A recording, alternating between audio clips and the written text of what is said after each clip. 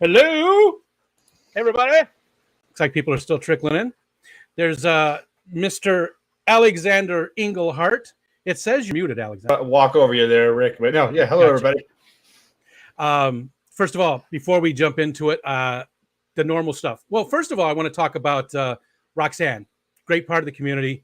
I dropped her link earlier in the chat. She needs help getting a new hospital bed. She uses a hospital bed because of the injuries that she sustained and different health issues that she has. Where she's at now, but you guys have already given her like $1,500. Her goal was $1,800, but that was just to get the bare minimum hospital bed. I said, let's try and do $2,000. So she's very close. The link will be in the chat off and on throughout the thing. If anybody can help, great. If you can't, I get it. I understand. I have not been able to help. If you can, please do. If you can't, at least spread the word. Let people know about it. Second thing, if you're new here, which I'm not seeing anybody new, but just in case, we don't look at the chat the whole conversation, the whole first half of it. Alexander and I are just going to have a conversation. We're not going to be looking at people coming in. But the second half of the show, we will open up and let you guys ask some questions of Alexander then. And mods, again, please, if you would, drop that every once in a while if somebody comes in and asks a question, especially somebody new. I just don't want people to be like, these guys are just ignoring chat. So, all right. That's it. Putting temptation in front of me and then telling me not to look at it. It's difficult. Because I have it right next to, I've got a big monitor and I've got us on this side and I've got the other one over here. And it's so difficult to not look at the chat, especially I see, it's filled with my friends. It's filled with my friends. There's currently 49 people, just a great group of people. And anyways, all right, let's jump in here. Alexander, first of all, I owe you massive thanks for all the support. I'm going to get all teary-eyed already just to start off here. Hold on, let me get a drink and cover my crying. No thanks necessary. Yes, there is. You've done so much, not just for me, but for the community in general. I mean, there's been so many channels. I've seen you in a bunch of channels, helping out, and monetary support does help us and makes a difference. I mean, I know it's a tough conversation to have. Most of us aren't doing this for money, obviously, because most people aren't even monetized, so it's not about the money, but that makes a big difference. And especially those people who, they live off of their YouTube money. So a huge thank you to you for all of that. And thank you for joining me and letting me pick your brain a little bit and find out more about you. Happy to be here. See if I add any value to your video here, or if it's going to be the Rick show and somebody that just happened to be boring. No, it won't be that. I can promise. And, if I talk too much, just tell me to shut up. Oh, no, I'm going to do that more often. You may have to cut me off a few times. Okay. So we're going to start off with, I believe, and I don't know this for sure, but I believe that you've moved around quite a bit in your life. You currently live in the Pacific Northwest. Where? Oregon, Washington, where you at? I'm out east of Seattle, about 30 minutes outside the downtown area, up in the hills. A lot of cool people around you there. Yeah. Who's closest to you, or who have you met over there? I know you've been to Fishtoberfest. Who have you met? I know you said like 5 people that you've met. Yeah, I mean, if you're going to ask me for names, I'm going to struggle. I know Kenny, obviously Alex, I've met him a few times. Dean, I've met at a couple of the Seattle Fish Club meetings. Gotcha. Not, very, very long. I mean, it's kind of random, just whoever I bump into. Dan, I've had some good conversation with Dan from Dan's Fish Room a few times. He's a good guy. Yeah. And just a smattering of other people along the way. But yeah, I haven't been too in depth with like the fish hobby for too long, so still kind of toes in the water right now. Gotcha. Do you have tanks? Obviously, I have far too many tanks for what this house should hold. That is for sure. Okay, so you're like a lot of people in the chat. Yeah, a lot of people have MTS, and I'm jealous though of all those people that you've met, because that's a great group that you outlined. Those are all people that I look up to greatly, every single one of them. So. And are you going to be at Fishtoberfest again this year? It depends. I'm actually in the process of beginning to sell this house, and so I have not yet decided where I'm landing for the next great adventure in life. So if I stay in the Seattle area, yeah, it is almost certainly I will be there. But Okay. I may move back to where the sun, exists, and if so, it might be a little bit tougher to make the timing work. Gotcha. How long have you lived in that area where you're at now? Going to be 3 years and a couple of months, so getting close to 3 years. Okay, so really not that long overall. Yeah. So walk us through, where'd you start off? I mean, obviously don't give us, too much, but you just want locations and then we can fill in the context after? Yes. Right. Which hospital were you born at? And, Riverside County, California. So yeah, I grew up in Southern California. First 21 years of my life were there in the area, a city called Menifee. It was really rural, kind of sitting halfway between Los Angeles and San Diego, out in the desert side of the area. Then after that, bounced around quite a bit. So Georgia, Texas, Kentucky, Afghanistan for a couple of years. So that was always fun. And Washington, D.C., that area, was in a couple places there for 4 years. And then Florida for a little bit over 2 years. Wow. And now here in the Seattle area for the last 3. Jeez. You might be the most well-traveled. There's been some other people.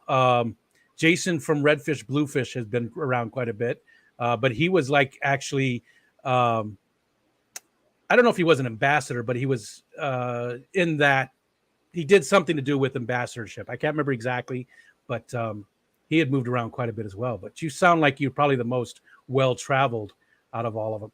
How long never been an interesting place. What's that? A place. Oh, it's never a great place. You haven't found home yet, then. Yeah, no, I mean, I'm just joking. There's a few of the places that were pretty nice. Like in Florida, I was about 20 minutes away from Disney World, so it was a really nice area there. A lot of places to go and entertain yourself. DC, I mean, there's a ton to do there, especially the Smithsonian's. But the other places are pretty much out in the middle of nowhere, so nothing spectacular. I love the middle of nowhere. That's my thing. Where would you say out of all those places that you lived was your favorite, though? Would it be Florida, DC? You seem to mention those two. Or... Well, I have obviously the kind of the natural affection for home. So Southern California, I do like the warm, sunny climate down there, and the access to mountains, beach, forests, whatever you want within a couple of hours. But probably Texas, when it comes down to what was a place where it's this is a really nice environment. It's weather's better. It seems like things are just a little bit nicer there when it comes to being able to just enjoy the area versus suffer in 130-degree weather in the middle of summer. Gotcha. And I wonder if Joe Stan is here, because he'll be so happy you said that. I'm not seeing him yet. He lives in Texas, and I joke with him all the time about not liking the place. So he'll be like, yes, he just that's his home and he loves it. We have a lot of Texans, obviously. It's such a huge state that, well, there we go. New local Austin. Love this guy. Don't look at the chat. What do you look at the chat for? Call yourself out. Are you leaning towards it? You just don't know yet. You said you don't have any idea where you want to move. Yeah, I mean, the house. Local move here is nice just because, again, fish side of the house is easier to kind of stay local and, transport everything. Long distance, pretty much it's a full reset, obviously. Yeah. But then, other things like if I, based on my work, I have to stay local to one of the buildings I oversee or a future launch building.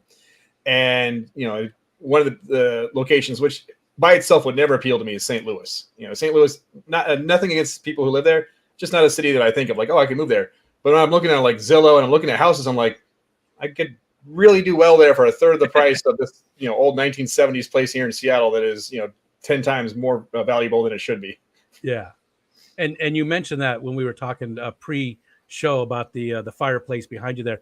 I dig it. I love it. I know maybe because I absolutely hate this splattered on painted brickwork that's probably an original to this house. Yeah, I love it. It's crazy how much it's but I'm old. So based on house prices, that area, the Midwest might be a choice. Yeah. Pacific Northwest is so beautiful, though. It really is. I mean, it genuinely is. Yeah, I've got probably a forest in my backyard of trees that are 200, 300 foot tall. I love it out here. It's gorgeous. Yeah. You know, It so is. it is worth, when I got here, it was worth the price, but everything has gone so crazy in the last year or two that it's not worth the price anymore. Gotcha. Okay. And hold on. I love the mug. Yeah, actually, I think it's my wife's. She uses it for work, but I have to drink a lot of water, and that's all it is. It's not water. It's not gin. It's not scotch. It's just water. Gotta constantly stay hydrated. For us, I'll be doing this in about 5 seconds because it dries out. I keep getting distracted. You know what? I'm going to minimize the chat because I can't stop looking at it for some reason tonight. I just keep seeing different names pop up. There we go. It's not even on the screen anymore. Okay. You talked about work a little bit, and I know I told you pre-chat too. I don't normally do any research for the guests. I don't normally go dig in any, but I have to be honest. I did go do a little research on you when I first saw you popping up in Dan's Fish. That's the first place I saw you. I mean, not everybody just drops, $600, whatever it is in a chat every week. And so I was like, man, who is this crazy guy? And so I did do a little bit of research on you. You've had a really interesting career path. You've done a lot of different stuff, but let's go back to like the very beginning. Like, did you ever do anything while you were like in high school or before high school, any of that kind of stuff? So probably should have, honestly. No. So it just, preface, I came from an extremely poor family. Like, neighbors would leave groceries on our doorstep in the middle of the night so that we could eat. So it came from an extremely poor family, but parents, I was, very much into IT, computers, everything to do with them. Parents found a way to make sure that I had the resources to kind of develop myself there. So coming out of high school, not within high school, went into IT directly. So I went and interned at a city hall in their IT department. And then from there, the professor I had at the time hired me onto his own personal consulting company. So got huge conflict of interest there. He did network engineering, network consulting, did that for a bit. Also worked at Geek Squad for a while. So that was, wearing the white shirt and the black pants, one of those guys that you walk up and we don't know half the answers. So we're just Googling it behind the scenes. Yeah. And did you like that? That was fun. Hated some parts of it, loved other parts. I found out I just don't want to work in retail. The actual IT part of it, loved it. It was a passion. But we had to go work out on the floor from time to time if we weren't out in the field, and just absolutely hated that part. I mean, I could sell stuff, but I always felt bad when somebody's like, "No, I really want this." I'm like, "Man, that's the wrong thing for you. But if you want it, I'm going to sell it to you." Yeah. So really, really despised that. So did that for a while, and then just decided that change of pace, go and do something completely different with my life. And so I joined the Army. Just was like, you know what, let's go do something completely different. But then I decided, I'm going to be IT in the Army, so I'm not really going to change much. So my theme was, I wasn't a soldier who happened to be IT. I was just a nerd that wore a uniform. So that was like the theme of who I was there. How long did you do that? How long did you? I was in the Army for 11 years. Wow. Okay. Yeah. So went into network engineering and their network administration. Tactical backbone stuff. So you go out and deploy out in the middle of nowhere. We're the team that's sitting there in a technical truck that's trying to get everybody's laptops working. And also hoping that nobody knows who we are because we're probably the first thing that's going to get blown up by somebody. So always trying to disguise ourselves. So did that. Was with an infantry brigade for 6 to 7 years, and that was interesting because everyone in infantry is infantry. So 45-mile ruck marches, and 20-mile ruck marches every week, and everything is just like, okay, you're gonna your body's gonna get torn apart. So after a while, I was like, it's starting to shred me to pieces. I got to do something different. And at the same time, the White House communications agency was doing some recruiting. So I'm like, you know what, I'll put in an application there, see if I can go to the White House as an IT guy. And they rejected me the first time because you go through your whole background, they check everything about you, and they flagged me for a physical test that I took where I had the flu when I was taking it, so I didn't get great scores. It passed, but it looked horrible. Wow. So they actually had a team that was like going through bases and talking to IT guys, and so I went to when they came to my base, I went to them like, look at me, and I'm fat now, but back then I was okay, I was in good shape. So look at me, I was sick. I'll take a physical test right here in front of you if you want me to. I'll pass it with flying colors. Like, yeah, just put your application back in. We'll take you. So was accepted to the White House. Got to work there for 4 years. Was really had a good time there. Had a couple of different roles that got to really experience a lot of things I never got to experience before. Obviously, a lot of things I just can't talk about. There's some really fun experiences I would love to. One-on-one I could talk about them, but I can't really put them out in public because they talk about things that happen with political figures. But yeah, it's one side of the house I worked on the non-secure switchboard, and which is if you're a government employee and you call the White House, you go to that switchboard and then you get connected to somebody at the White House, or if the president picks up his normal phone, it calls that the non-secure switchboard, and then we call whoever the president wants to talk to, and then we'll sit there and listen to the phone call to make sure that it doesn't break. And then on the other side of the house, while I was there, I was what was called an assistant presidential communications officer. So there's a communications officer that travels with the president everywhere he goes, and they're basically just making sure the president's phone works all the time, something like that. Yeah. And then the assistant ones travel 2 weeks ahead of the president, and they set everything up that the president's doing before he gets there. Because Secret Service doesn't want to do that, the medical people don't want to do that, his personal staff don't want to do that. So we show up, we go to the event site, we coordinate all the timing, we set up all this stuff, we get basically everything set up, and the day before Secret Service shows up and goes, okay, here's what you did wrong, we'll fix it for you. And then we're there throughout the trip. If there's any IT problems or phone problems or anything where you have to go run off and fix it for them, or open their cell phone up for them because they forgot it's a flip phone. Did that happen? Staff there, so it's really fun. Got to go to some really cool places, TV shows, golf courses, political events, convention centers. So it really did run the gamut of how chaotic the trip was. Like if we went, the president was going to a golf course for a trip, like Torrey Pines, for example, was on that trip. We had maybe a day's worth of setup, so we had 2 weeks of just hanging out in Southern California on the beach. Wow. Like, all right, it could be worse.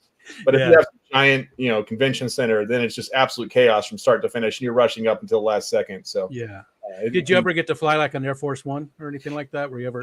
No, since we traveled ahead of the president, didn't get to do that. Yeah. Did go on it a few times. It's just as a staff, you get the opportunity to go visit all the Air Force One. I forget the name of it, but the military plane that always flies ahead of Air Force One. That's like the command bunker airplane. Got to go tour all those things. So that's really fun. But no, we were never actually on the trip with the president. We were there ahead of him and then supporting him. And he, if he's there for half an hour, well, I got to see the president for half an hour while I was on a 2-day trip or a 2-week trip. Now, is there any stories that you can tell, funny stories that happened from that time period? You don't have to even drop names of who the person is or anything like that. Anything that you can share. We had some nudists try to go take selfies with the president, where I was at the far end of a location. I almost made it too. Almost made it. Almost got in there. So I was at the far end of this area. It was open area. It wasn't like access controlled or anything. And I was by myself doing a radio check because we were having issues with communications down there. And these two nudists come sprinting by. They're like 55, 60 years old. So it's not like, a couple of young people sprinting through the thing. They're jogging past. I just sit there and I see they have cell phones and they're like recording themselves as they're running. And we're all dressed in suits because the idea is it makes it look like there's a lot more Secret Service agents than there actually are. It makes it look like the security is much bigger than reality. Everybody that works there is in suits and we got the little buttons on and everything. So I'm calling it in like, hey, I don't really want to deal with this, but there are a couple of naked people running for the president right now. Can you get an agent down here? And the Secret Service is like, go ahead and stop them and we'll get somebody down there. I'm like, I'm not touching this. You guys got to get somebody down here. So that's one of the more interesting events that happened to me while I was there, without giving away something that happened to with somebody in politics. That's a good one for sure. Yeah. I can't see who that is. It's oh boy, I can't read that either. It's super. You know what? I got to open up the chat. I just want to say thank you before that goes away to that person, because that one thing I did notice when I'm doing this is I don't often get back to say thank you. So I don't know. Oh, I think it's your name backwards. Oh, $6.34 super chat from you backwards. So thank you to Alessandix Ungerhet. Okay, that's hilarious. Whoever did that, props Good to job. them. I think I might know who that is, but thank you very much for that. And I can't even imagine trying to stop those people because I'm that age, and I don't like to see, or myself in that state of undress. So I can only imagine as a younger person seeing that and not wanting to have anything to do with it. So. Yeah, so what ended up happening, I just jogged alongside them while I was just keeping the team updated until Agent came down in a golf cart and actually stopped them for me. So I was like, okay, yeah, glad looked like you were part of the group. The three of you. You were just in the suit. You were the guy. You guys didn't tell me we're nudists today. Just escorting them in is what it looked like. Yeah, go on this way. This way. That's. But great. Yeah, so. Just coincidentally, because of the timing of when I joined, I was getting out of the military, which was while I was at the White House. I got lucky enough to be able to do. Indiana University had like a remote / in-person executive MBA program. So I got a couple of master's degrees from Indiana University while I was at the White House, able to travel there. They worked really nicely with me to allow me to do that. So I got a couple master's degrees while I was there. And so it came up for the time I was ending that my tour there was coming up at the end of my military service, and the Army offered me a promotion. And then I had a couple of master's degrees. I'm like, well, I'm not gonna be able to use the master's degrees for the, in the military. So turned down the promotion, decided I was going to leave. Pure coincidence. My last day was Trump's inauguration day. That just happened to be the day that my end of service leave started. So I had like 180 days saved up. And so it was that. So everybody else in the White House is pure chaos. Everyone's getting ready for the transfer, obviously the communications agency. Everything about the inauguration is communications agency run. So everyone's running around. I'm just doing my paperwork, sitting at a desk like, all right, guys, it sucks for you. Actually, it's another funny story I can talk about. On the night that Trump was elected, I was the person who had to call him because, to be honest, nobody thought he was going to win. We had all of Clinton's staff's phone numbers. We did not have any of Trump's staff's phone numbers. So we were frantically scrambling to find a phone number for anybody on the staff that we could call, or him, so that the president could give him his congratulatory phone call. I ended up calling Kellyanne Conway's phone, and Trump picked it up, and I was like, "Oh, thank God!" So, hey, Mr. President-elect, I got the president online for you. Please stand by. We called Obama back, like, "Hey, we got him. Okay, there you go. Here's your phone call." So yeah, that was a reminder. Just a reminder for people in chat. We're not getting into politics. Don't want to go there. Just let's keep it civil. We all have our thoughts on both sides, so just let's, it's no politics. And so yeah. So you got to talk to two presidents then in your life, president-elect at the time, and then Obama. You would also and Biden quite often as well. So he used the switchboard all the time. So yeah.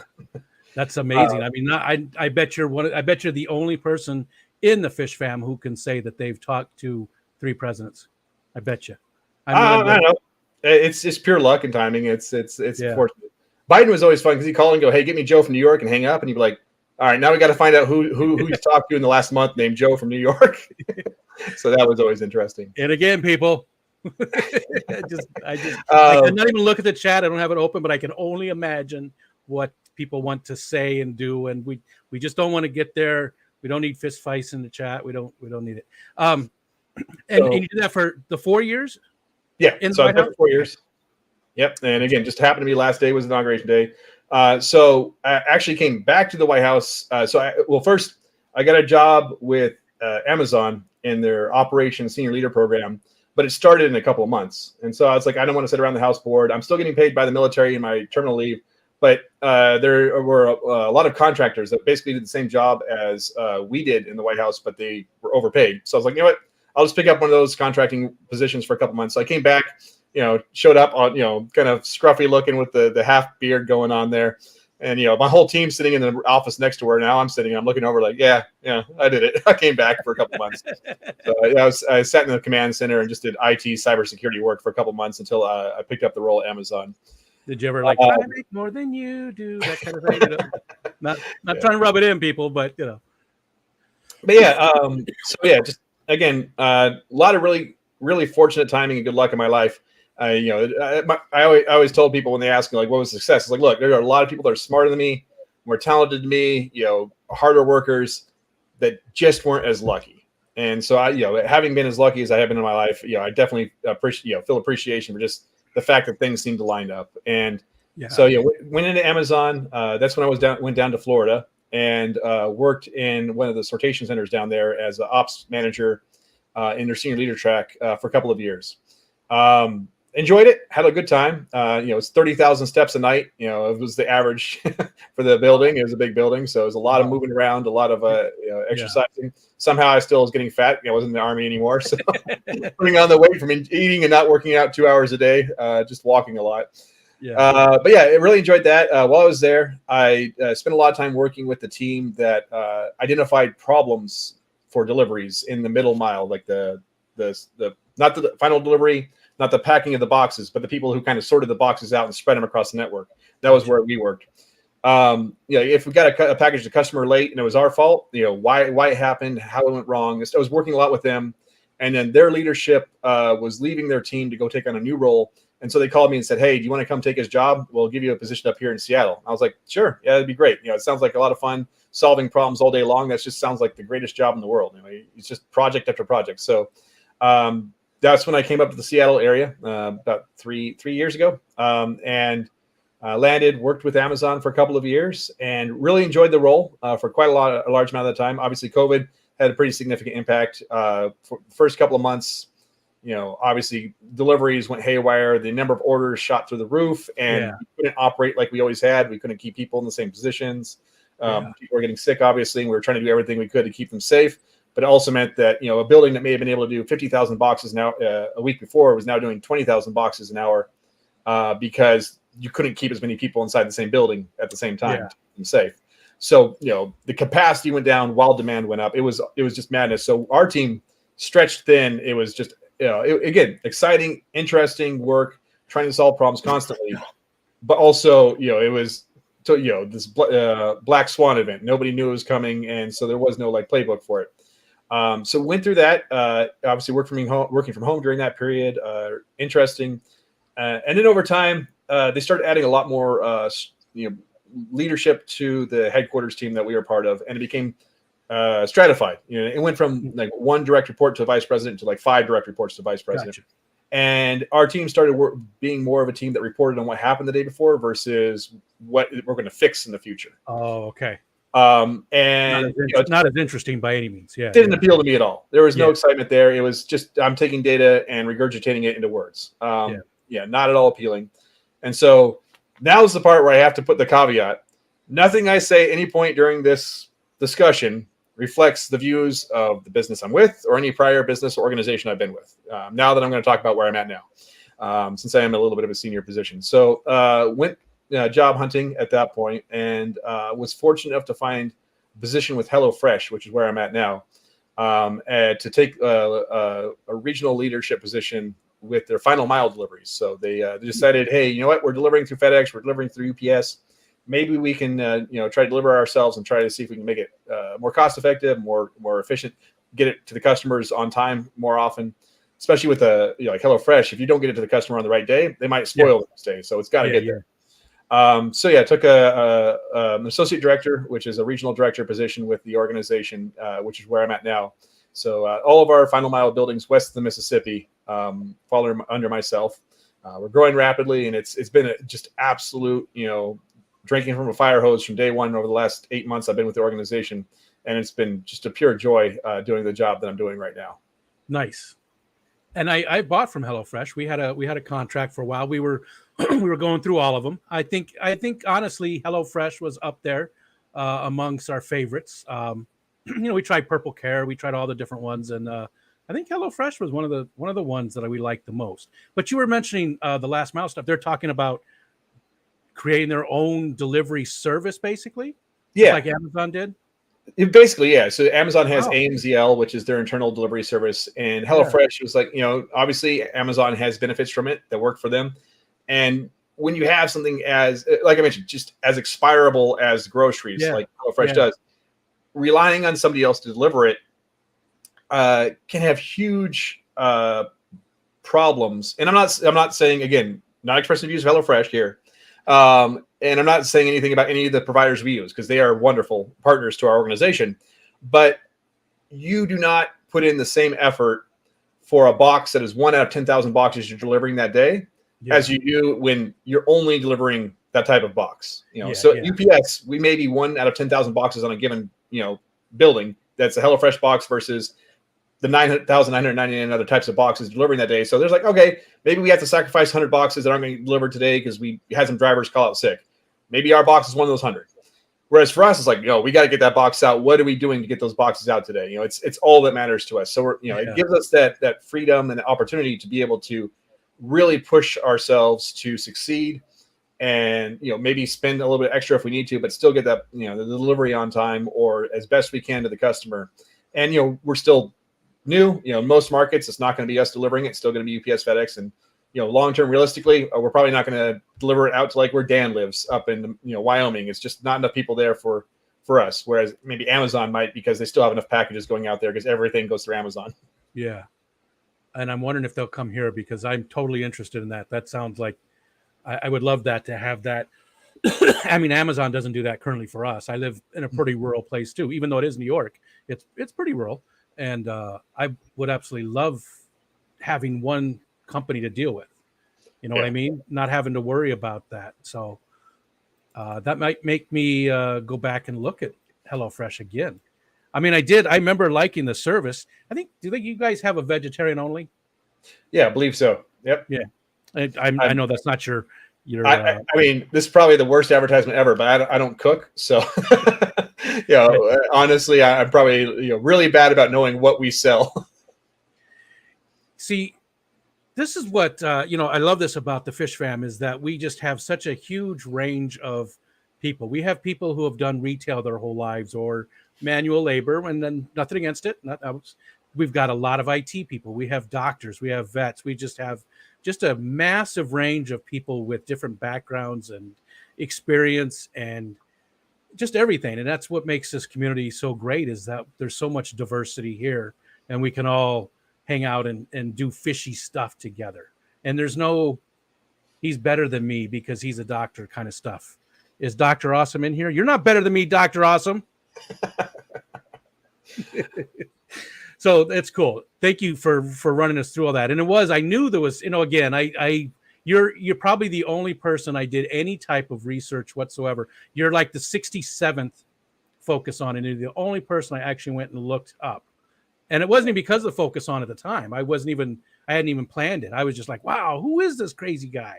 I had to know more about you. And that is a very interesting. And you told me you'd be the most boring ever. Well, you're the only one who ever had a nudist story to tell us. So right there, you moved into the top just from that. Nudist stories have always been. I just burned my one story. So now if anyone meets me in real life, they're gonna be like, well, what else have you done? That's good. Political scientist too, Beck says. So I'm looking at chat again. I opened it back up.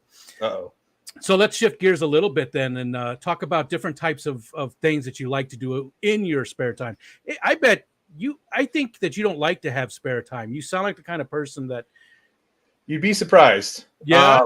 I flip that switch pretty hard and just go into absolute, slouch mode for the rest of the day after I get off work. So no, it's a mix of things. Some of them more recently discovered, some of them longer term. Obviously, computers and IT has always been a passion. So I've heard you mention about yourself, but computer games, that has always been a good time sink for myself. Yeah. I used to play a lot of online games until it became so much of a job for me that it was taking more time and more stress than my real job. I don't know if you're familiar with the game EVE Online. Yes, that's the space one, right? Yep. I led a large organization in that game for quite a few years. So, but again, it became a job for me. So you got, I think at our peak, we had 40,000 people inside the organization, kind of spread across multiple groups that were kind of collaborating together. Yeah. And again, extremely stressful. And it's, again, literally when your gaming is more stressful than your real life job, it's like, you know what, I got to put the brakes on this. Yeah. Go and do something else for enjoyment. So mostly right now it's first single player games.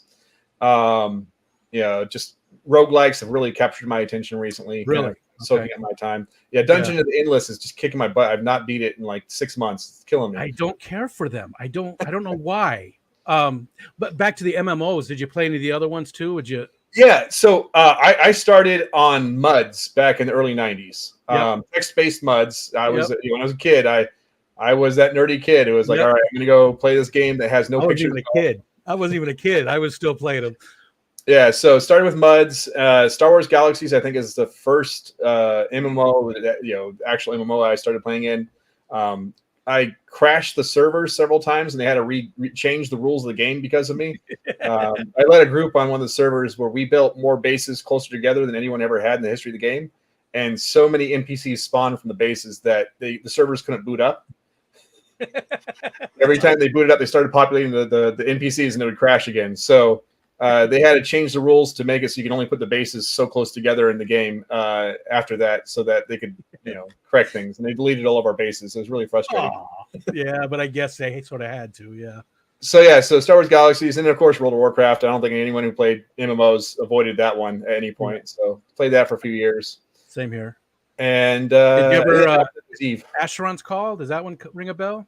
I'm familiar with it, but basically there's just those three. Went into Eve, and then Eve just consumes all of your life if you're in it. Yeah. I played it very quickly, but I was at the very, very end of my MMO career, if you want to call it that.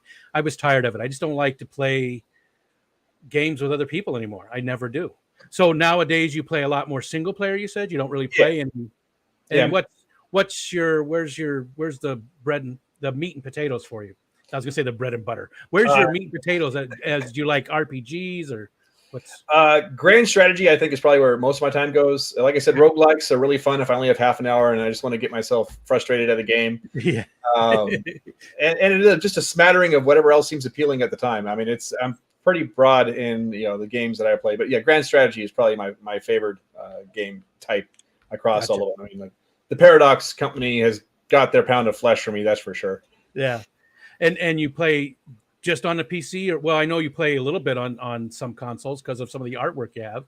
Yeah, well, that was myself and my ex kind of mixed there, but yeah, basically consoles. If Halo is a console only release, which it was not recently, I would have an Xbox for the Halo releases, and then PlayStation. The Horizon games have given me a reason to have the PlayStation around the house. So I'm actually really poorly playing my way through the new Horizon Forbidden West game as well when I'm up and away from the computer and I'm playing on the PlayStation instead. Gotcha. Never played that one. I haven't played that one.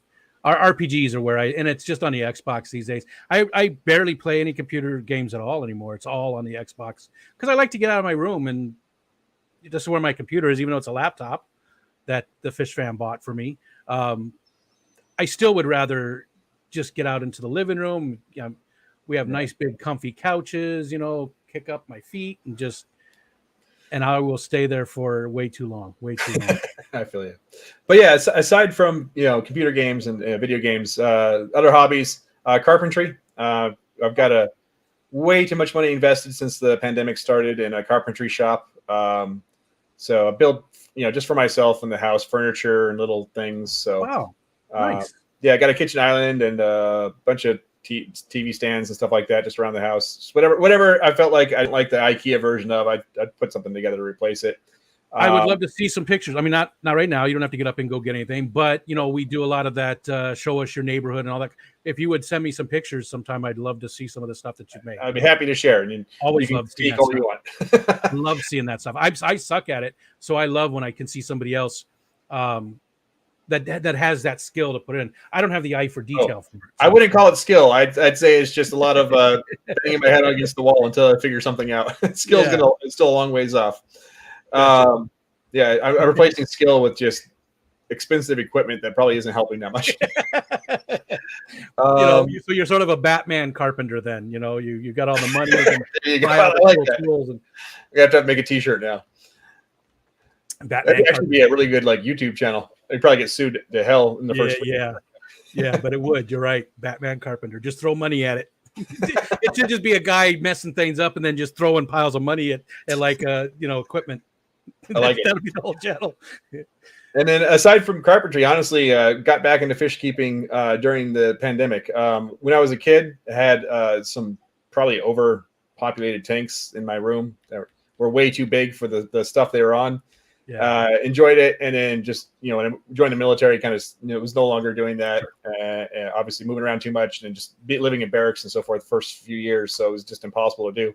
But yeah, just during the pandemic, it was like I got free time. Carpentry's fun, but I can only stand there over a shop table for so long before my back tells me it's done for the day.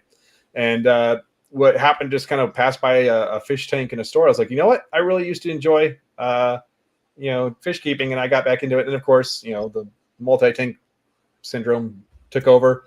Yeah. So now I've got 5,000 rams and a bunch of other things floating around the house somewhere. What's your favorite that you're keeping now? What's your one favorite fish that you, or top whatever? I have got a breeding group of scarlet batis, which it took me forever to get a female scarlet batis. So I'm really happy about that right now. Okay, cool. And they're prolific, which is great. Cool. Those are good choices. Oh, hi, Roxanne. Real quick, I just saw that. She said, we've had her crying for days now. Fish Fam is amazing, honestly overwhelmed and very grateful. Oh. And well, it's nice to be nice to the nice. So Foxanne, hopefully, I don't know if you want to tell us how close you are to your $2,000 goal. Again, I believe that the mods have been dropping the link. There's Big M. Hey, Myrtle, I didn't see you. Hey, good to see you. Haven't seen you in a few days. Yeah, there's the thing about it. If you're not aware, Roxanne does need some help. She uses a hospital bed, and hers is broken. So, she needs that bed in order to get a night's sleep. So, we want to help her out, and she's close to her goal. You guys have already gotten most of it for her. She's very, very close. So, if you could please, take a look, and if you can't help her out, that's okay. I understand. But please maybe spread the word and let people know that she needs some help, because she's a great part of the Fish Fam, and we want to support all these awesome people like that. Okay, so did we get all your hobbies? So we got the fish keeping, the video games, the carpentry. Is there anything else that really stands out that you like to do? Unfortunately, don't have any dogs right now, but I love having dogs, and I had them pretty much consistently for the last 12 years. So just taking the dogs out and doing stuff with them, going dog parks or walk. That's definitely something else. Or, I bought this property because it's got an acre that I fenced in with the woods inside of it. So just going out in the backyard with them is always fun. Nice. How do you not have dogs now? So, personal stuff. I'm sure nobody wants to hear this, but unfortunately going through divorce at the moment. And my soon to be ex, one of the dogs was hers before we got married. Okay. And so, it's staying with her, and the two dogs that we had were absolute best friends. So didn't want to break them up. So decided, let both the dogs go with her so they can continue to be happy together. Yeah, that's the best thing. It's just like with kids, you don't want to. Yeah, I get it. But at the same time, I just can't imagine a house without dogs. I keep on thinking they're moving around whenever I hear something settle inside the house. It's definitely still an automatic reaction. See them out of the corner of your eye and stuff. It's like when one passes and you always think you see it there and stuff.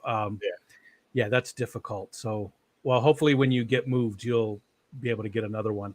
That is definitely the plan. It sounds like you don't really have to limit yourself too much, just from as far as how do I put this? You're well off enough that you don't have to worry about that type of stuff. There are plenty of people who are much better off than me, that's for sure. And it's not like I can just be like, here's $100,000 and go do something. I have a budget. I do spend money in ways that I feel is beneficial or fun. But there's always going to be a limit. I'm not like I'm not Bill Gates out here. There's definitely a spending limit for myself. So I don't want anyone to have the impression that I'm just like hey everybody, here's $1 million. Have fun. And we did talk about this a little bit before, but I just again would like to touch a little bit on why you feel because a lot of people give super chats. I try my best to give super chats all the time when I can. I love doing it. I love supporting the community, and so I understand that part of it. But who was it? Dan's Fish? Is that the very first one that you really? Actually, it was Alex. Okay. History in your aquarium. Yeah. So I mean, philosophically, basic concept before I talk about specific people. Fishfam is not that big. There is not enough audience for this to be really a job for somebody, unless you're like Corey, where you have a platform on top of a business which itself is built up a name brand and focused exclusively on like media presence. And even then, he is such an outlier that I don't know how much you watch his stuff, but like YouTube comes to him because he's such an outlier. Like he is a 1 in a billion shot right there. Yeah. So there isn't enough audience for people to really make this a career, but there's so much effort and time put into it that I feel like there needs to be, some more support that is just going to come naturally to the platform. And also, I also don't have a problem paying, giving that 33%, whatever it is, to the platform. Understanding that a lot of people would never have the opportunity if it wasn't for the platform itself. So I don't care about that. The YouTube tax. Yes. Give the YouTube tax. Let YouTube be happy with the fish fam. Yes.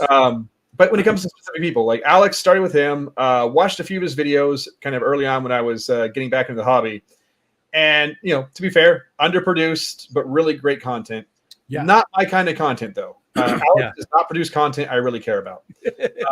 But he produces content that's really important to the hobby. Very, very helpful. And the effort and time he puts into making sure it's as accurate as he can be is great. Also, him basically putting, the king of DIY on blast without putting him on blast, kind of like cemented him as somebody who's willing to be honest no matter what kind of pain it causes him. So I actually talked to him directly. I was like, hey, what are your goals? What are you trying to achieve with this channel? Where are you trying to go with this? What's the accomplishment here? And had a long discussion with him. And during that, it kind of came up, the struggles of somebody in the fish family and the amount of income you can get from a channel like this. I was like, okay, that's great. Go, do your thing. And I was just like, I'm going to start trying to feed a little bit of money into the group here for those who I feel like are contributing in some unique way, or if I just randomly pull up my YouTube channel in the middle of the day during work when I have half an hour between meetings and somebody's on, I'm like, let's throw $100, which I think is what happened on the day you came back. I was between meetings at work and I was like, oh, it's Rick. Okay, let's see how it's going. Oh, you came back. Okay. Yeah, but you didn't just drop 100 that day. I bawled like a baby because you started it, but then Matt piled on and a whole bunch of other people, and it was just heartwarming and shocking and just everything. So happy to help, man. But yeah, so Alex, very much not my cup of tea when it comes to content, but very much somebody who does a lot when it comes to effort versus reward. So I felt, help him out as best I can. And then the other end of the spectrum is Dan. Dan is very much aligned with my mindset, entrepreneurial, systematized, doing things for what he thinks is right. But also, there is the business aspect to it. So, and what he's going through right now on the business side is basically like a make or break moment for him. And his business could fall apart because he's doing a risky endeavor in order to expand and grow. And I'm not saying that because I have any inside information. I'm just saying in general, that is a huge risk for any company, especially if something goes wrong. Like if his warehouse took like an extra 2 years to build because of permitting, or somebody at City Hall was sick of him or something like that, that could have ruined it. And anybody in that situation. Yeah. So it's, somebody that's an easy target to support because he's very much aligned with what I like to do. And it's also, I love talking about and discussing that kind of thing. So, hey, if, it's kind of an in with Dan, like, hey, if I contribute some, he might have an incentive to talk business with me sometimes. We're at the same meeting or something. So, there is a selfish, non-altruistic side to things as well. Be completely honest with everybody. And then, everybody else in the organization throughout the fish fam that I throw money at, generally it's, again, like I said, if I stumble across them and they seem to be a positive influence on the community, I feel like, it's worth, supporting, since again, the audience is small, the money is not really there for this kind of audience. You specifically, I know I mentioned this to you earlier before we got in this call, and I'll put you on blast for everybody here. You are somebody that is the center of attention in order to give other people attention. And I feel like that is critical to the success of any group like this. And whether or not people like you or agree with you, I just felt like your personality is important for stuff like the Christmas thing you put together. You have to be willing to be the center of attention selflessly to do something like that. And it's a rare kind of person who does that. And I felt like it was very much worth supporting you for that kind of thing. Well, I appreciate that. I honestly don't like being center of attention. It bothers me. I like to bring people together. And I don't know. Anyways, we don't go into that too much.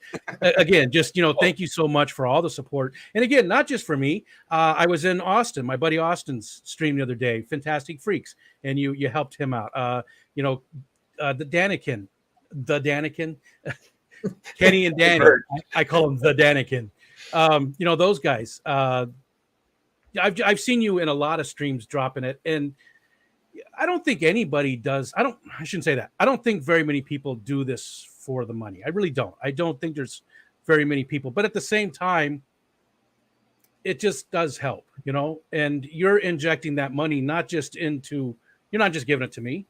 I give that money to everybody else too. I try my best to help out when we have somebody like Roxanne who has a need, that's where that kind of stuff goes. It's just, it snowballs.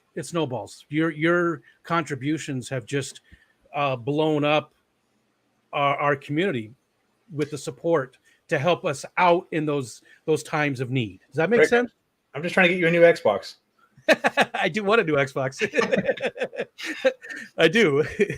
and I've said that too, though, because a lot of the money, a lot of the channels will take the money that they make on YouTube and they put it back into the channel. They buy better equipment. They buy better stuff. They do whatever to make the content better. And what you see is what you get. My content's not getting any better. This is my limit, guys. This is the top. I bet. It's downhill when you got people like me on your shows, man. I don't know what you're doing. I just, I love doing it. I love being a part of this community. Yeah, we have speed bumps from time to time. Yeah, I've treated people bad from time to time. I never meant to, but I have. And the community is just amazing. It's just amazing. That's all. So sorry, we got off on a tangent there a little bit. No, and honestly, investing into the stream, that's why I support Alex. Is like, hey, he had content, he did not have quality, and so there needed to be an investment in quality. So stuff like that, where there are times where it needs to happen for the content to then have the right platform to get heard. Yeah, and I think Alex does have great content. I really do. I like Alex a lot. I think he brings a lot to our community in a lot of different ways. He's just a good guy too. That makes a difference to me. To me, somebody can have the best message, not the best message, but the most information out there, but they're just not a good person. And I have a hard time supporting that. It's not just about the information. Alex has got all of it though. So, okay. We're almost an hour into it. You said you're good with time for you still got another 3-4 hours, right? Oh yeah. I've got most of the day to myself today. Okay. So now let me see. Was there anything else I wanted to talk about? You said you are going through the divorce. How long were you married for? Just under 5 years. Okay. We were together about 4 years before that as well. So yeah, gotcha. Caught me by surprise. I was not seeing coming. That's unfortunate, but oh yeah, I've been there. That surprise is the worst.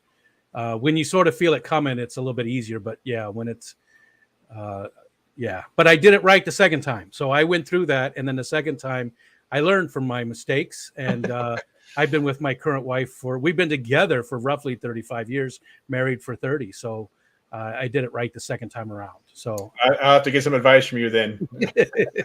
Find somebody that makes you laugh or that you can make laugh. That's the biggest part, making people laugh. It's all about the humor and communication.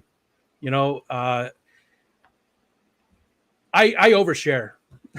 I'm one of those people. I overshare.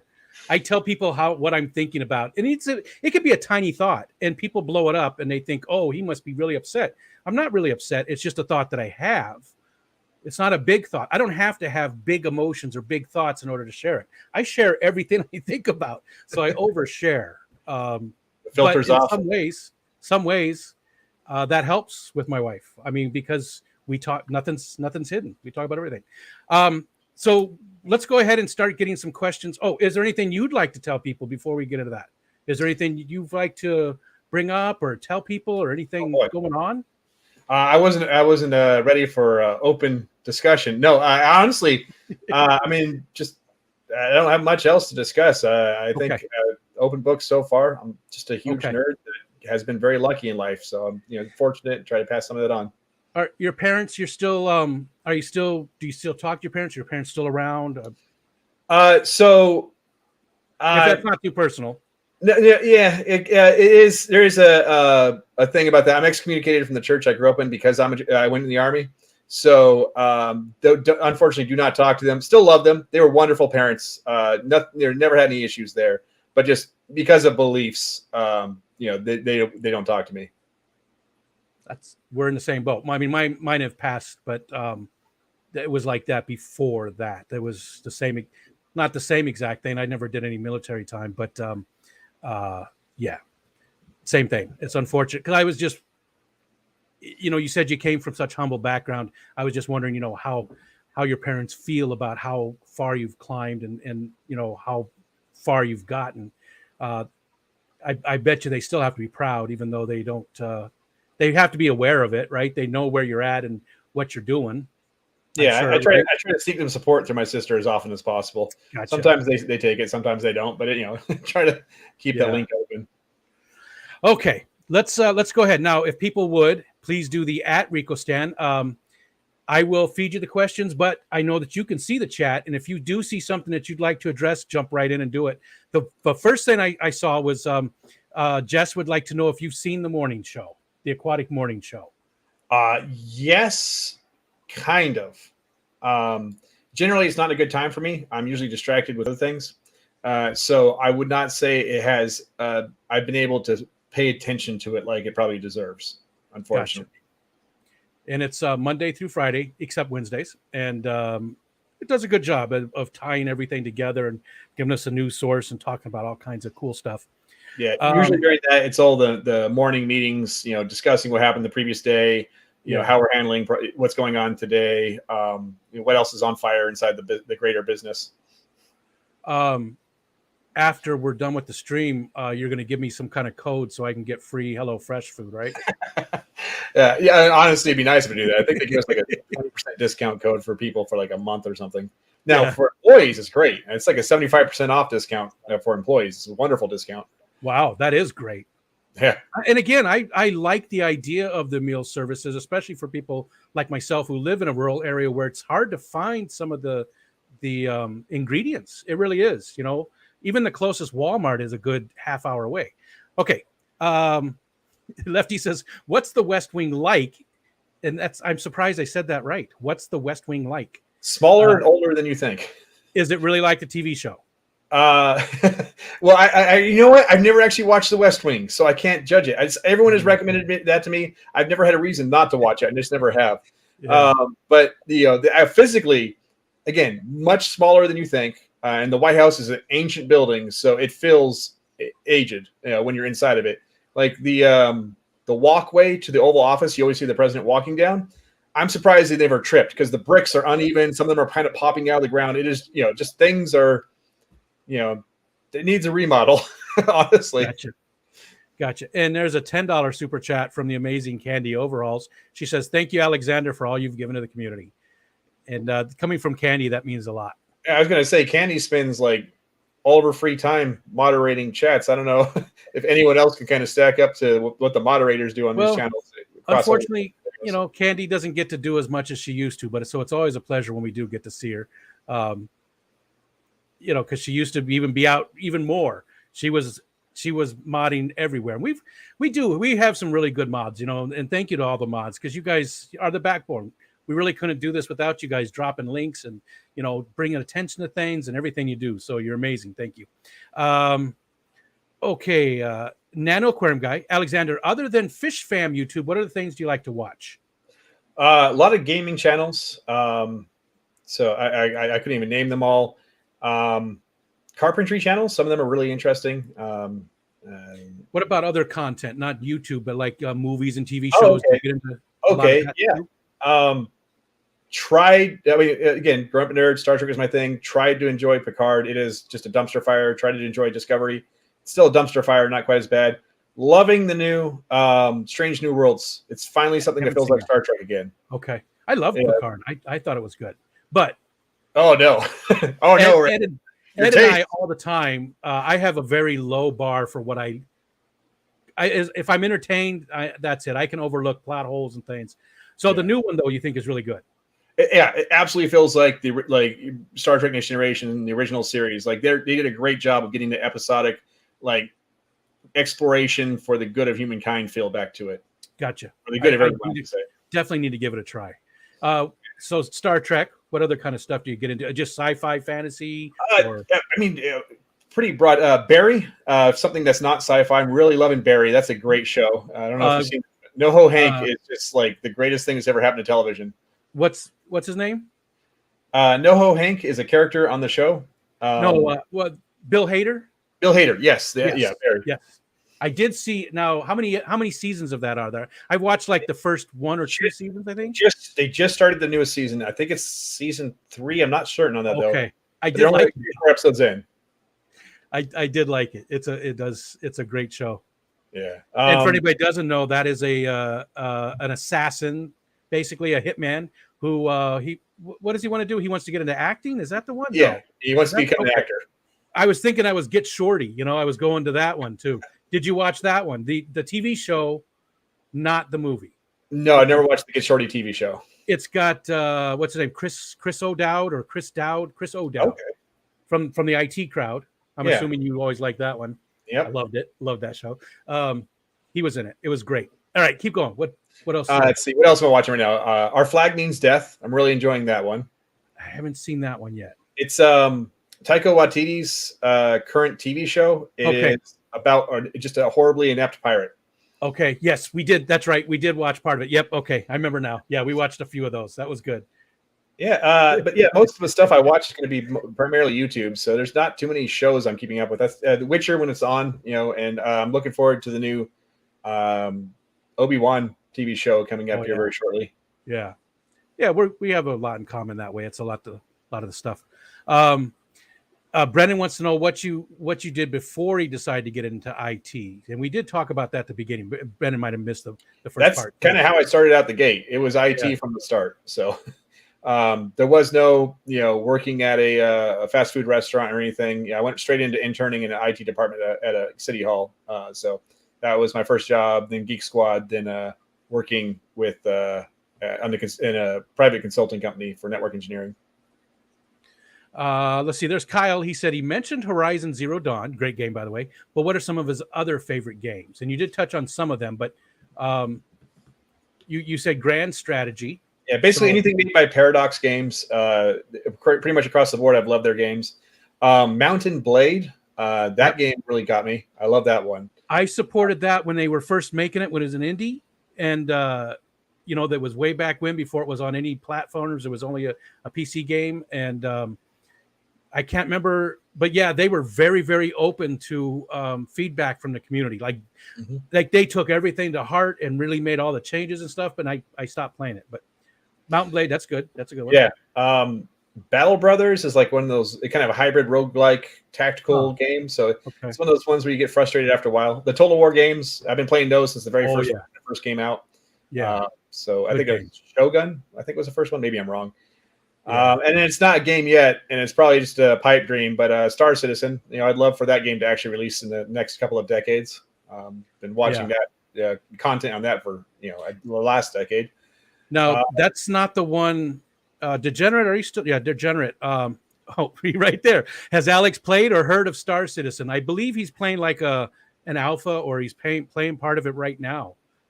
He's involved in it. He streams that sometimes. Yeah, every time they release a patch, I'll jump into it for about an hour, and then I'll be like, all right, I'll be back next patch. I just don't have the time, unfortunately, to commit to an online game until it kind of releases again. So once it becomes persistent and it's not going to be reset anymore, I'll be happy to spend some energy on it. Gotcha.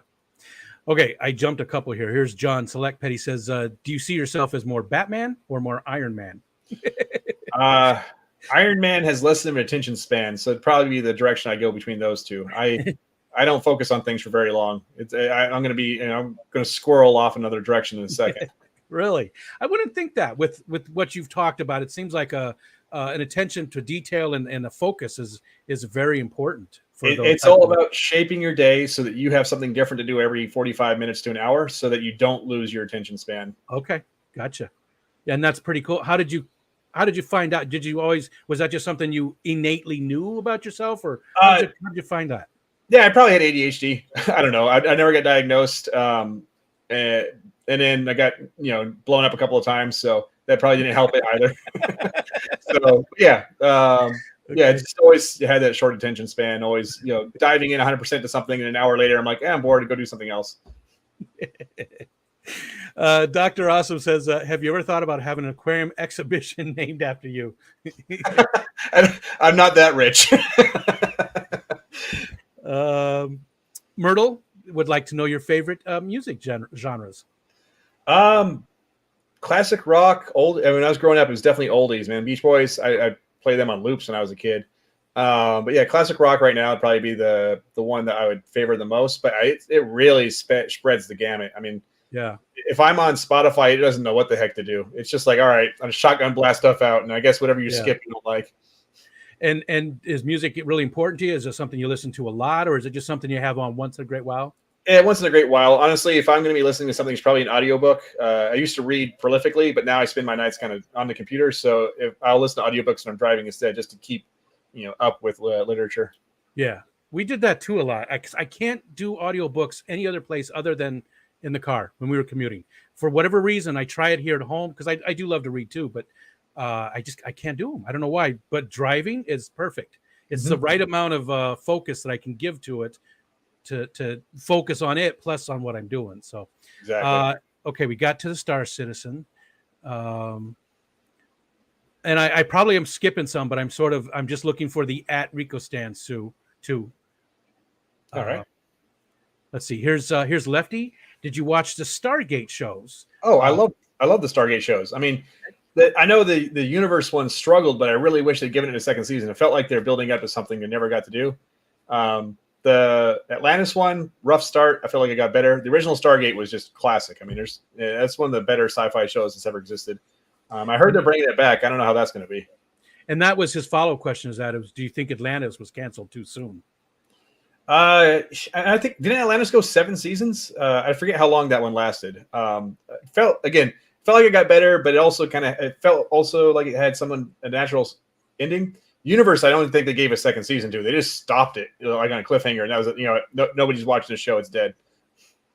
I don't think I've watched any of the TV shows ever. Then that's right up my alley. I mean, I watched the movie way back when, but Richard Dean Anderson and the rest of the main characters on the original Stargate TV show carried it. I mean, it doesn't matter how absurd or stupid the plot was.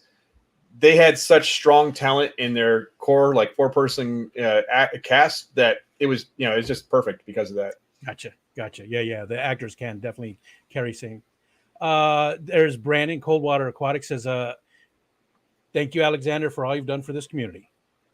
Well, again, happy to help. I'm just, lucky and, try to share some of the luck, I guess. Here's Eduardo. It's obvious that Alexander's a huge geek, just like 99% of the fish fam. What are some of your favorite fish you keep or want to keep in the next stage?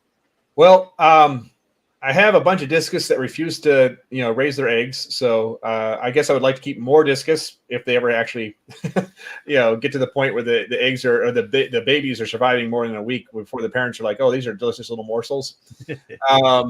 And let's see, I already mentioned, I have the breeding group with Scarlet Batis, which it took me about a year to find a female. So that I'm really happy about that. So want to get a good group of those going and then start sharing those around with the local community. And, I have, like I said, thousands of rams. So that's kind of like the mainstay of what I do is the rams. I also have stack Endlers, which are super overpriced, but nobody wants them. Stack Endlers? Yeah, it's named after a German scientist who saved them, like a pure line over in Germany. Oh, okay. So that's why they're expensive, is because if they're actual stack Endlers, they're actually one of the few that are still from the actual direct, pond or wherever they were found. Gotcha. And they're really unique looking. But again, nobody wants to pay for Endlers. So I just have tanks of stack Endlers sitting around like, okay, cool, I got them. Somebody wants them, come get them. Fishy Mom would like to know if you're going to enter the Pack a Bowl contest, if you've heard about that. I had no idea what that is. And again, if anybody else doesn't know, you can go to fishfam.link. There's actually video and stuff. And Matt did drop that. We're only about 4 minutes behind in the chat, so not too bad. The pack-a-bowl thing it's cool. Degenerate and Fishymon are putting it on. They want you to take a small see-through canister or bowl or something like that. Doesn't have to just be glass. And you've got some rules to it, but basically create something viable from it. You have to, the plants and whatever you put into it, livestock has to be well supported. You can't just throw in a goldfish in it. So it's a cool contest. They're going to judge them, and there's some cool prizes that are up for grabs too. So that does sound really interesting. Unfortunately, not quite my thing. I'm all about systematizing things. If I can automate it, if I can make it, work on a scale, that's what I'm interested in when it comes to stuff like this. So, the fine, like good looking artistic side of the house. Unfortunately, that's not it. My ex loved that kind of thing. Honestly, I have like 10 ADA tanks sitting around from when she left that if anyone wants an ADA tank, I don't want them anymore. I'm not going to drill. I don't think I can drill those. So yeah. The very artistic side of things, making the whole aquascape interesting look at for about 10 seconds for myself. And it's like, okay, I'm going to go do something different now. So it's just not. Do you keep plants at all? Do you like plants in your tank? I have one kind of like mix and match tank, which I guess you would call it a show tank. It's got a bunch of plants in there, but there's not a lot of effort aside from just, every once in a while get all the duckweed out I can and cut back on some of the really faster growing plants just to give the fish a chance to hide in amongst them. Gotcha. I love planted tanks. Let's see, and Matt did drop your background. No, yeah, green. I love being around. I love being surrounded by it. Oh, it jumped on me. Crap. I got to scroll back up. Scarlet Battis. Here we go. Ivy says, how do you feed your fish? Do you have one food that you really like or several? And what's your schedule for like over a week? Do you every single day? So it's automatic fish feeders on every tank. From the co-op, or do you have a different brand? I have mostly the co-op ones now. I've had a couple of them fail right out of the door, but they've had a pretty good success rate for lithium battery things coming from overseas. It's not too bad. So it's depends on the fish. Like rams, I think I feed them twice a day out of those. For the fry, it's usually 4 or 5 times a day out of those. But yeah, it's basically just setting those up, seeing what works, and then using a bunch of tape to make sure it's not overfeeding them.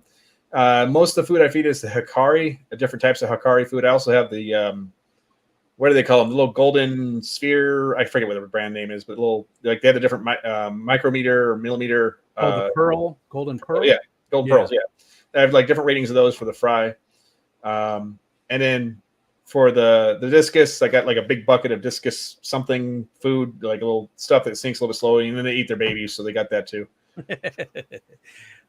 Any like brine shrimp or anything like that you do? Oh yeah, I've got constantly a thing of brine shrimp going. Okay. So one for today and one for tomorrow, always set up.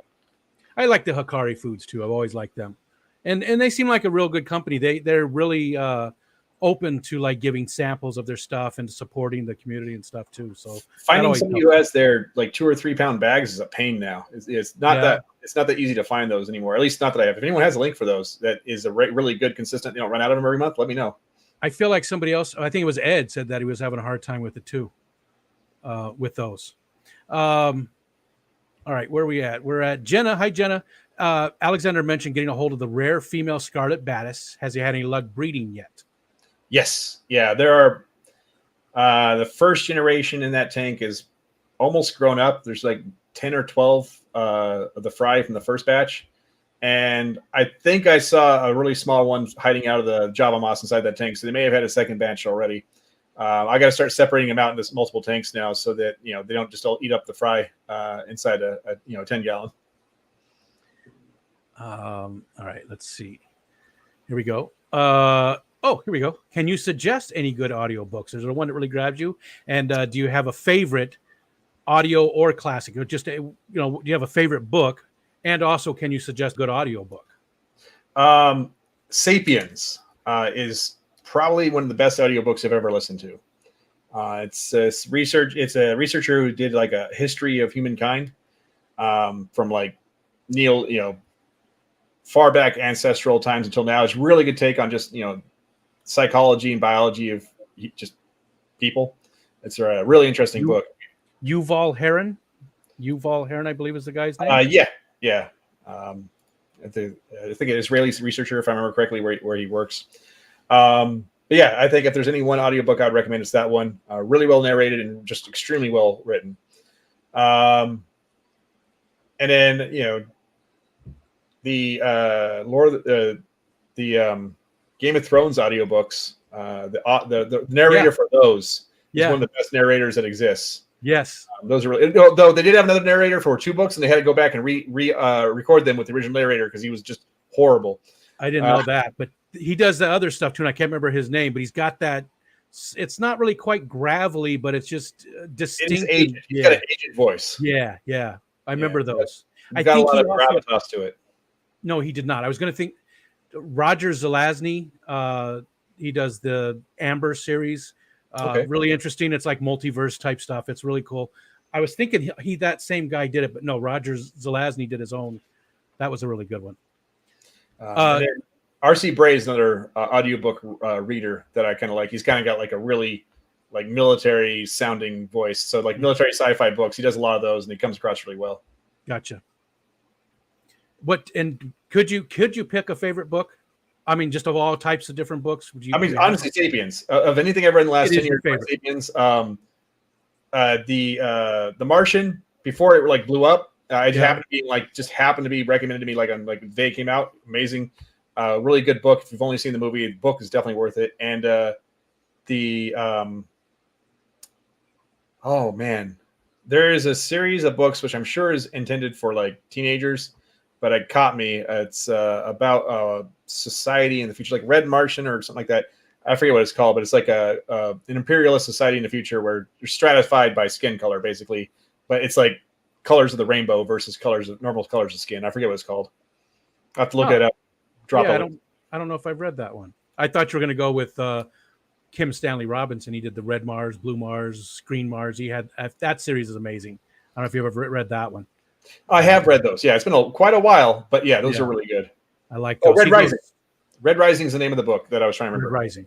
Okay, I'll look that one up. Let's see. Scrolling. Star Trek Enterprise, yay or nay? It improved.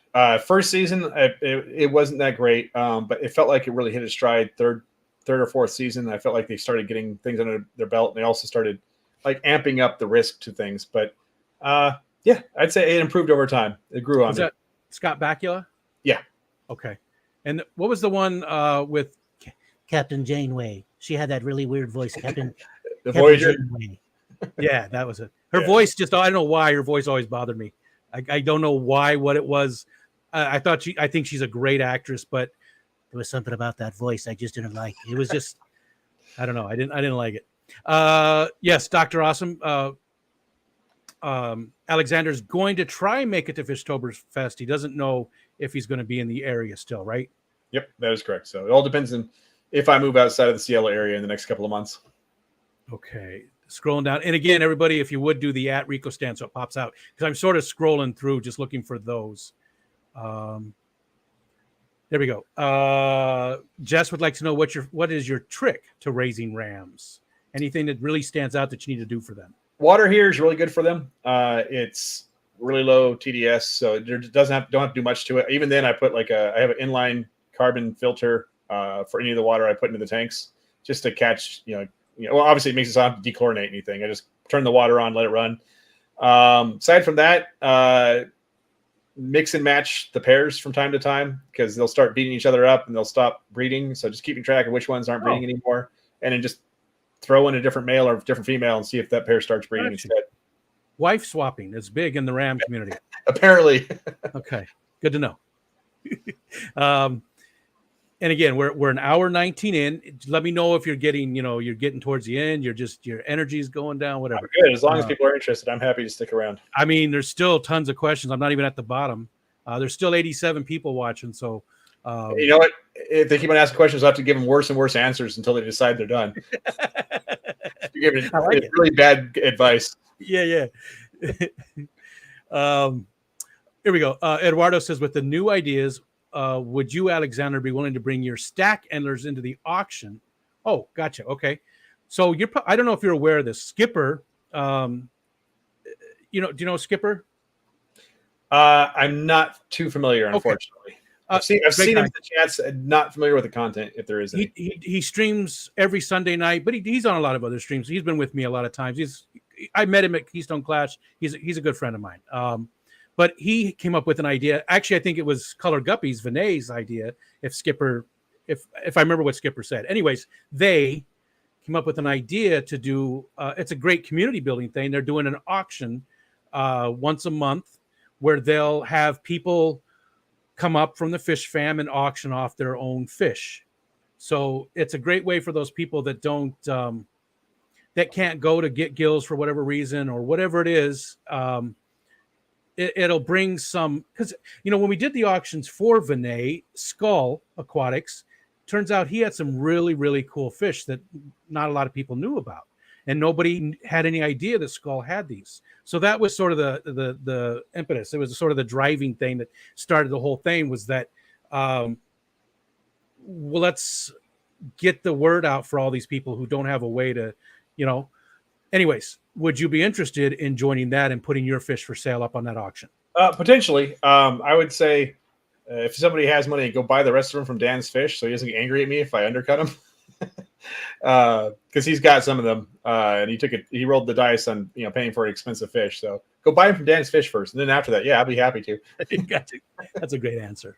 But Skipper is, not to harp on that, but Skipper is going to be coming up Thursday in the afternoon to talk about the auction idea. And then he'll also be up not this Thursday, but with Rico and the Man on Thursday night with Ed. He'll be on there, but he's going to be probably a bunch of other places talking about it too. So there's going to be a lot of information out there about it. It's a great idea. It really is. It's going to just bring a lot more, a lot more eyes onto these people that have these amazing fish in the fish fam. Okay. Scrolling.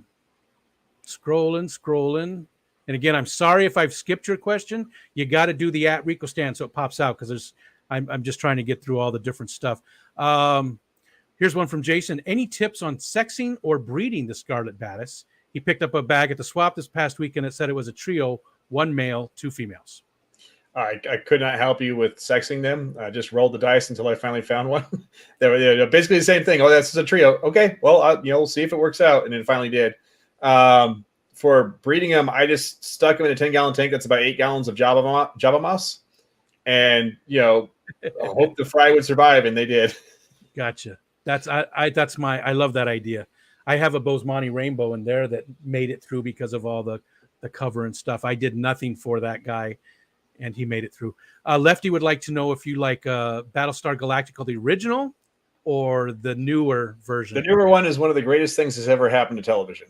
Really? Yes. Kind of the ending, and they needed another like 5 or 6 episodes for the ending. They crammed too much too fast. But the course of the show, it's one of the greatest sci-fi television shows that I've ever seen. I never watched it. Watch the miniseries, because what they did is they did a 3-hour 2-part miniseries on the Sci-Fi Channel to prove the concept, to see if people were willing to watch this concept. I mean, it just blew up. Like, everybody watched this thing. They were buying the DVDs of it. And so Sci-Fi Channel was like, all right, cool. We'll pay for a very expensive TV series at the time. And it carried. I will definitely go back and look, because I remember seeing the original Battlestar Galactica. I didn't know it was 1980. Geez, I thought it was older than that. All right, let's see. Okay, there we are. It jumps all the time, so it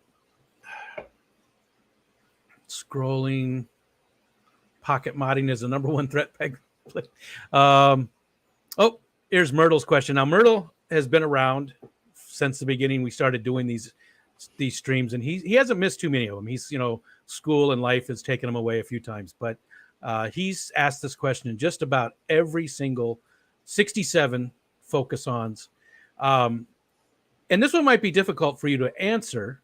And I think this is going to be hard for me as well, because I I really don't know you, even though we've gotten to know you a lot more. I don't know you that well. It's challenge mode. Can compared to a lot of other people that I've talked to in the fish fam, right? I mean, I know you've been around for a while and stuff. We've had conversations, but there's a lot of other people in the fish fam that I really know. So the question is what one thing would you change about me? And I have to ask, what one thing would change about you? What? I want a full version of your theme song. I want the intro song to the show to be. I want you to flesh that out and make a full song out of that thing. Yeah, but I don't play any instruments or anything. That was somebody else who created all the music and took my I sang that song in a little video because I used to sing that to my dogs. Doggy do, dog, doggy do. That was the whole song because I sing that to my dogs when I'm feeding them. And then I sang it one time in some stream, or in a unboxing. I said fishy jerks. So that's all there is. So it has never failed to elicit a laugh from me when it comes to So if anything changed, I want like a 3-minute version of that. I love that. That's a great answer. Because I absolutely love it. I think it's the dumbest thing on YouTube, and that's why it speaks to me. I think it is just so stupid, heavy metal, fishy jerks. It's just so dumb that it just really just talks to me so much. So we'll have to see. Maybe I can have some help. We have some pretty talented people in the fish fam that I believe can help me out with that. We'll see what we can do.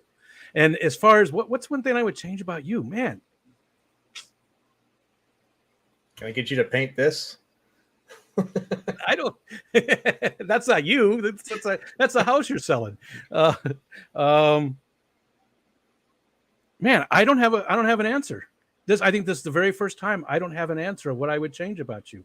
Partly because I don't know you that well. Like I said, even though we've gotten to know you a lot more. I feel like we do have a lot in common. You really haven't, at least you haven't shared a lot about hardships in your life and stuff. Not that you've, had it great or anything, but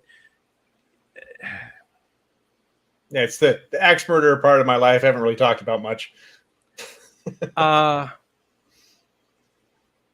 You know what, Myrtle? This is the one time I don't think I have an answer. What can I change about you? Just all the support that you've given everybody. You're good the way you are. Well, everybody can be better at everything. There's no business that's great at everything. So you'll just have to owe me one someday when you know me better. Let's turn around a little bit then. What's one thing you would change about yourself? Oh boy. Attention span. Kind of what I mentioned earlier. I would love to have a longer attention span for things. Okay. If you ever get on a phone call with me, oh boy. Oh man, if you're talking for more than 20 seconds, you have lost me. I can't see when I'm talking to you. You're gone. So you just need to hop around a lot and talk about a bunch of different stuff. There you go. And Dr. Awesome, rightly pointed out they have a Skipper and Professor show tomorrow. Yep, they have kicked off the island. Wednesdays. Next 2 days, I'm going to be flying a lot, so I don't know if I'm going to be watching much of anything in the next couple of days, sadly. I miss Wednesdays almost always. I try to take one day a week to sort of unplug a little bit. It's not that I unplug. I play video games, but I get off the internet. It's just mentally, it's a good thing for me to, get away from the internet. Lefty says, I'm liking this guy more and more. Degenerate says, I would agree that Battlestar Galactica was one of the greatest things on TV. Yeah, there's a good person right there. Is that a strategic answer to be able to pass security clearances? I am not familiar with Skipper. All right. Now I kind of want to know the Skipper. He is a good guy, and he might be in here now. I'm not sure. Lives in Pennsylvania. He's a corrections officer. He's just a good guy. He's a redneck, but he's a good redneck. Lefty would like to know if you have a favorite doctor, and I'm assuming he means Doctor Who. Oh, it's kind of cliche, but Tennant, if I'm getting that right. I'm bad with the actors. Oh. I think he's probably my favorite one. Yeah, he was really good, but Tom Baker's mine. Tom Baker will always be my favorite. He's the old, with the scarf and stuff. Yeah, I didn't get into Doctor Who until the more recent iterations. Yeah, when you I forget what the first of the recent ones was, but didn't really like him. Yeah, Then the next two I really liked. The older guy I actually really enjoyed too. I'm forgetting. I'm horrible with names. That's being blown up does that to you. But yeah, I've liked most of them. I haven't watched for like 3 years, so I have not caught up at all. Capaldi. That was Capaldi, yeah. I only got about halfway through his tenure as Doctor before I kind of fell off and just haven't really watched much since then. Yeah, I haven't watched the last couple of seasons either. No reason. I just haven't, for whatever reason. Same, we just stopped watching it. There's so much out there to watch. Dan jumped on me again. Here we go. Eduardo says the idea of sharing rare cool fish. It's not a question. It's just a comment about the auction, and he just said it'd be great to have your fish. Let's see. Brookley Bell, have Stephen P. do that with your song. I don't want to give Stephen work. I mean, he's amazing at what he does, but I'm not gonna, Vanoski. And I don't know how much you can talk about this, or if this is anything you want to talk about. And you son of a bitch, you being all sneaky. Thank you, Alex. Every time you come in, it's Alexander. When you sign your emails, it's Alexander. Do you go by Alex? I work with too many Alexes, and I have for a long time. Okay. And it's just coincidence. I always seem to end up in an organization that has like 7 or 8 people named Alex. So it just became like, all right, well, let's just go with Alexander. So at least one person knows who's being talked to on a phone call. Gotcha. So, but you don't mind, Alex. It's just that you've always done it. I generally don't respond to it just because I'm so used to ignoring it in conversations. That says, holy crap, Alexander Englehart smacked us with it. You know what? I'm going to be honest. I made that for you. Oh, Jesus Christ, man. Well, you're the only one who really does those ones like that. And that sounds bad to you people, but I've never given $100 super chat. There's no way I could. But basically that anybody who does will get that, but it was really with you in mind because you support me like that so much. It's just, I talk to my wife about it all the time. I'm like, he did it again. And she's like, that Alexander. We have conversations about it. You bring a lot to the table, and the audience is just not big enough to make it worth the time normally. And anything they can help, it's worth it. You know what? This audience is because they support me so well that I never can say thank you enough. They do. That's an incredible supportive community around me personally, not just the fish fam in general, because it is, but I've been shown just an amazing amount of support from people. It's heartwarming. God damn it. I'm going to start booking bullet now.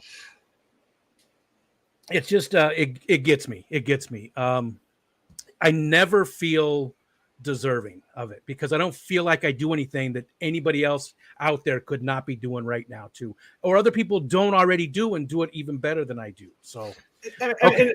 I mean, being completely honest, there is a lot of fun in giving it as well. It's not, it's not 100% altruistic. There's also that selfish thing. Like, this is really fun to do, when you have the opportunity to do stuff like that. So, I'm not going to say I don't get something out of it as well. Hey, it's just fun to help other people out. And the reaction is always enjoyable as well. So, when I give a $5 super chat, I feel the same way. It's just, it is a good feeling to help people out. But, I'll tell you what, you can have fun with me anytime you want. And thank you again. Reader's Digest version. Paul wants me to go back and read everything for you. Well, they got this thing called the replay there, Paul. You're gonna have to dig that in. And Paul is our guest for next Tuesday.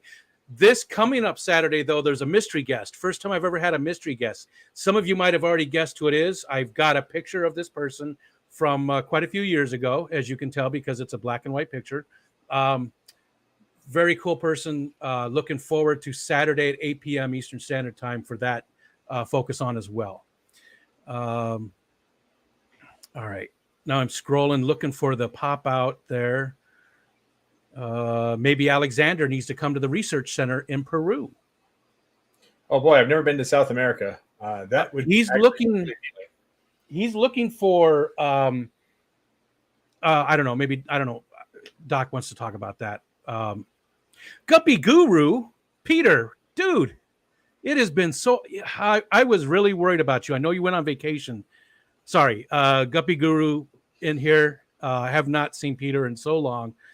He's sort of stopped doing YouTube altogether, but it's so good to see you, Peter, and I hope you're well. I really did miss you, man. I miss those Sundays. Really do. Hope that you're well and everything's going good for you. Okay, I got to jump back up. Okay, we got that. Awesome. And again, if you see something, don't hesitate. If there's something you I'm letting you run the show. I'm hands off the wheel here. I'm just Kelly Foreman said, Alexander, you sneaky asshole. That's great, Kelly. Lady Diane, hi. Just want to say thanks to Alexander for bringing warm fuzzies to the Fish Fam. Case in point. No, hey, you know what? It's worth it. Eakins is asking if you'll be at Fishtoberfest, and man, you people don't listen. I'll try if I still live in the area. It's up in the air right now. And Eakins probably just came in. So, Whip says, Alexander, tell me you love Firefly. Lie to me if you need to. I don't care what genre of TV you like. I genuinely don't know of anybody that doesn't like Firefly. Like, they could be a crime drama person and still like Firefly. Yeah, I don't think I've ever heard anybody dislike it, which is amazing that they didn't want to bring it back. It was Fox at that time. They just canceled everything good. Yeah, that's true. That's true. That drives me crazy. Let's see. Oinky says, hi, Alexander. I'm sorry I missed beginning of the chat. Do you have a favorite fish and tank size? You talked about your favorite fish. Well, you could tell her again. And tank size. What it was my fish. Scarlet Batis. Couldn't find a breeding pair. Finally did. It took me about a year to get that. So right now that is it. Who knows what it'll be in 6 months, but it's just because of how difficult it was to find a female one. Tank size, I don't think I've ever thought about having a favorite tank size. I mean, depends on what I'm doing. I got everything from 5 to 75 going in some kind of production system right now. So actually, no, I got less than 5. I got 3 gallons for fry. So yeah, it just depends on what I'm doing with it. 75 is the biggest one. Yeah. That's same here. That's what this one is. That's my 75. Okay. Wow, the questions are still coming in, and there's still 93 people watching. So I told you, man, everybody was interested in knowing more about you. So everyone's got to give 75 cents. And it's funny too, because again, you said what so many people have said. When I asked you if you wanted to come on for Focus On, you said, I guess, but I'm not very interesting.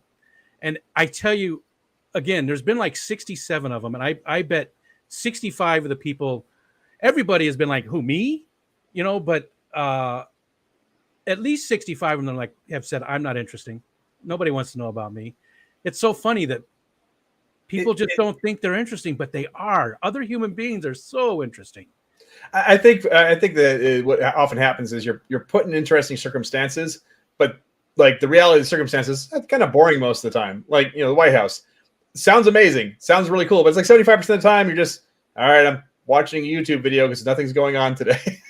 But you know what?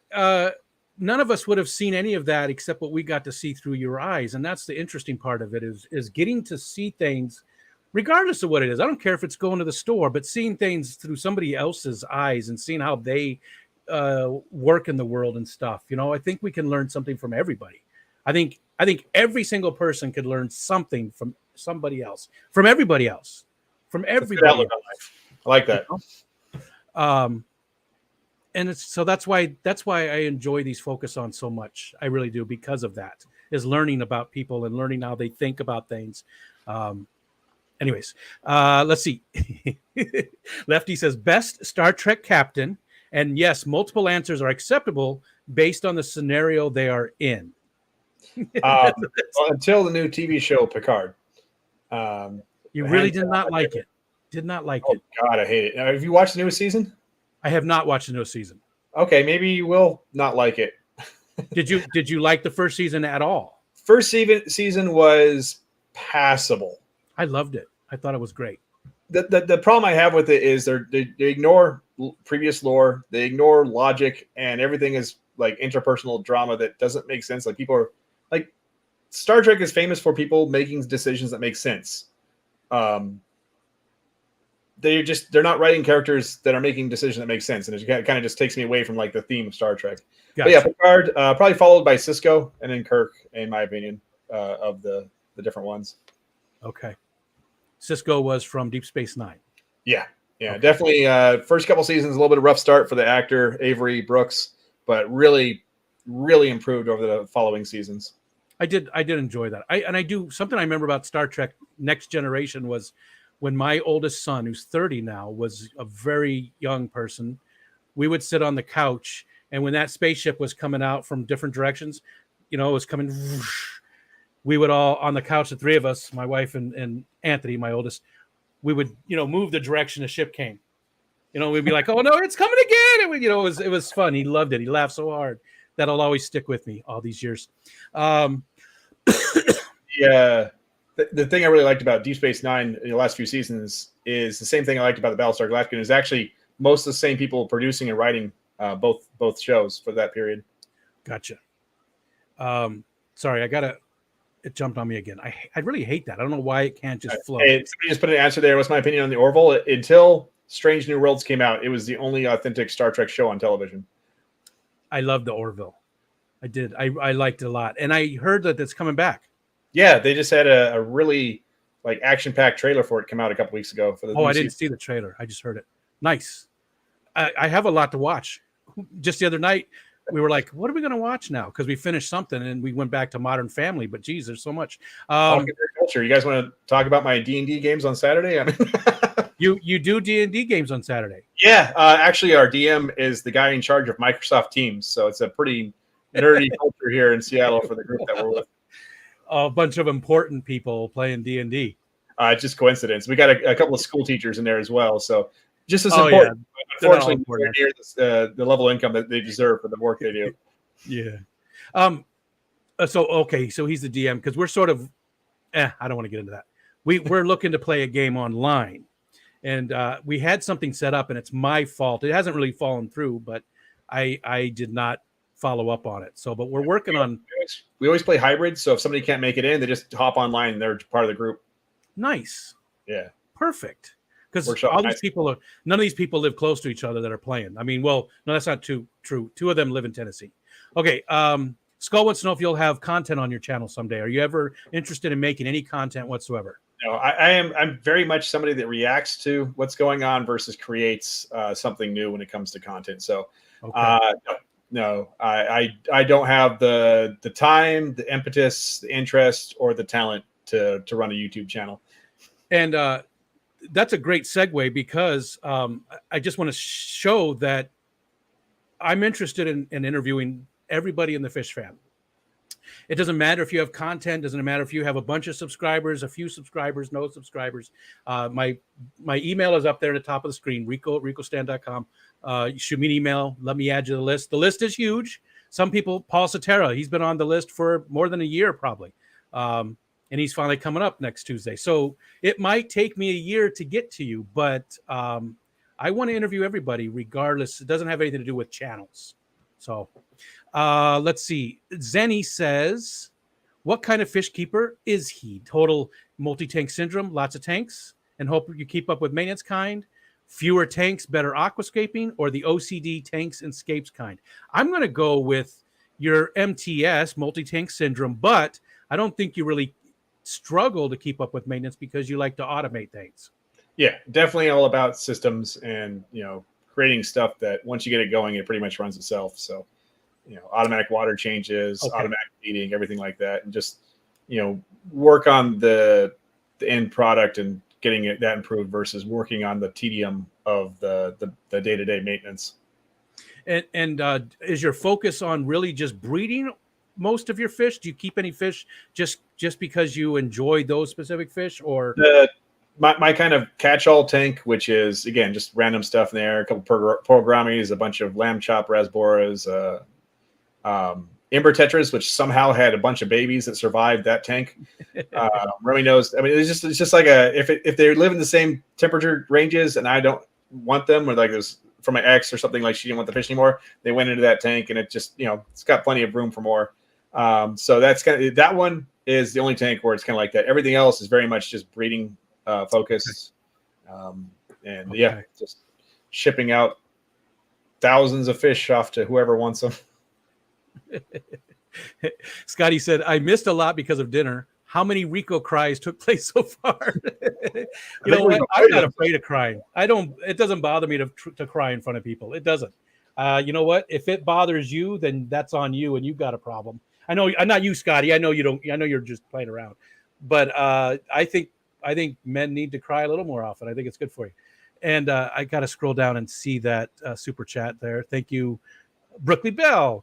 Because you're awesome. Been waiting on this one. Great to get to know Alexander better. Love you, Rico. And back at you, Brookley. She was just our guest last Saturday, this past Saturday. Okay. We got the Star Trek. We got that. We got Zen Ginger. There's Guppy Guru. Life got a hold of me. I hope to be back soon. I'll fill you on soon on my life. Miss you all so much. Well, back at you, Peter. It's good to see you. And I'm looking forward to you being back. Guppy Guru is a good guy. He really is. And it's just good to see him. Matt says he has no clue what Firefly is except the glowing bugs. Here's a good one. Mickham. Hey there. Mickham's from Sweden.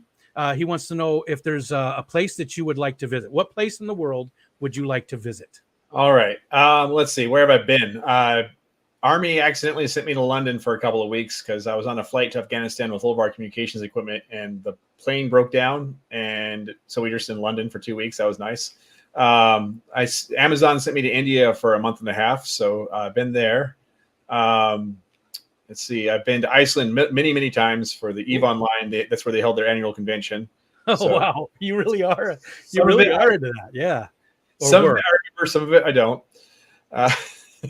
Let's see. Mexico, used to go there all the time when I was a kid. Just drive down to Tijuana or Baja California. Yeah. Rocky Germany. Point. Did you ever go to Rocky Point? I don't remember the specific locations very well. So we used to go down there all the time. That's why. Okay. We go to like really small fishing villages in Baja California and just stay there for like a week and like a shack, honestly. Let's see.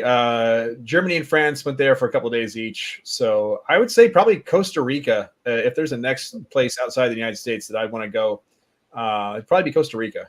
It's just kind of has a lot of things about it that interest me when it comes to like the environment and the jungle and, just the diversity that exists there right now. Yeah, I would definitely. Yeah. Peru with Dr. Awesome. That's one place that would be really neat. Yeah. I just don't travel well. So, let's see. And again, anybody just came in looking for the @Rico stand. So if you got questions for Alexander, I'm just sort of scrolling through. I know there's a lot of other chat happening. So random from Zen Ginger. What kind of shoes does he wear?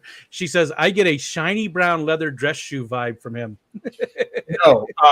So most of the time I am wearing your dad's tennis shoes because I work in warehouses. And so it is whatever is the most comfortable to walk on concrete all day.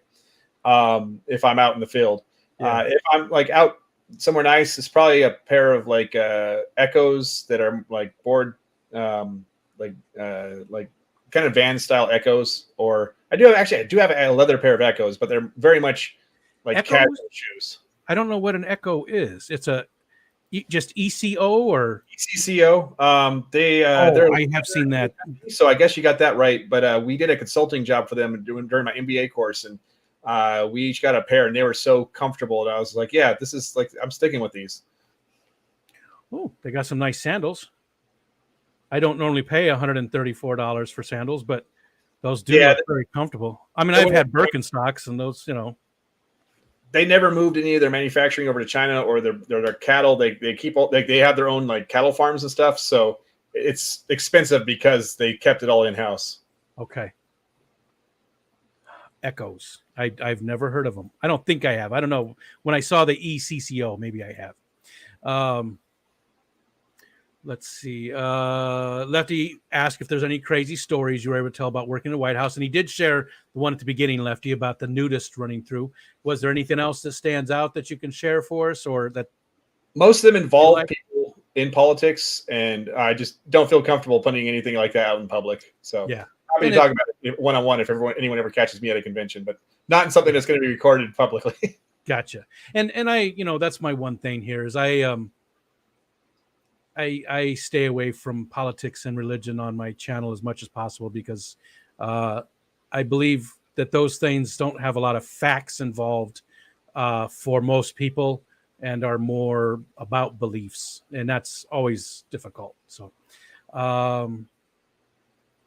Christopher says, that's right. More people should come on and are interested in U-Rock. Back at you, Christopher. I don't know that you've ever said, Christopher, that you want to come up. You can send me an email. All right, scrolling down. Kyle, oh yeah, you got the Orville one. We got that one. And there's just a lot of conversation going. So how does one get a job at the White House? I have 2 master's degrees, Lefty says.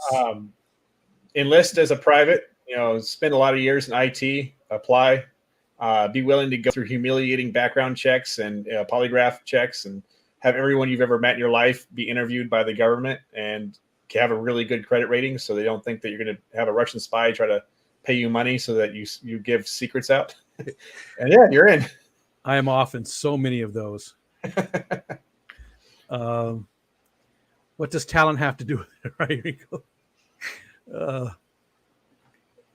No talent. Let's see. We got the favorite place to visit. Actually, there is one other path. Just pay a bunch of money to somebody in politics and get on their staff. That's the other way. I mean, it's been known to happen. A little bit easier. All the time. Kelly Foreman says, tell Alexander, Costa Rica's awesome. He should absolutely go. I believe it. And Mystery Snail Guardians, Annette says, what are Alexander's thoughts on freshwater snails? And does he have a top 3? Do you have any snails in your tanks at all? I want to kill ram's horns with a vengeance. They are the bane of my existence. I have billions of them, and I wish I had 0. I like trumpet snails. They're quite nice to have in the tanks, and I like mystery snails. Except for the fact they just leave eggs everywhere in my house, and maybe 1 out of 100 egg sacs actually hatches into more mystery snails. So there's just egg sacs everywhere. I don't interact with very many other snails, freshwater snails. So those are the 3 that I have experience with. And yeah, I would prefer ram's horns didn't exist as a species based on my, how much they get in my tanks everywhere. Well, Annette lives in your area. And she's obviously, her name is Mystery Snail Guardian. She can definitely help you with those mystery snails for sure if you were interested. Yeah, she knows her snails. Patty says stop overfeeding. I have a tank that there hasn't been food or fish in that tank for about 6 months, and just the algae in there has got a nice ram's horn farm going on. I don't mind the ram's horns, just all of them. Scotty wants to know if you're scared of snails murdering him in his sleep. Not until now. Maybe it might become a new, phobia.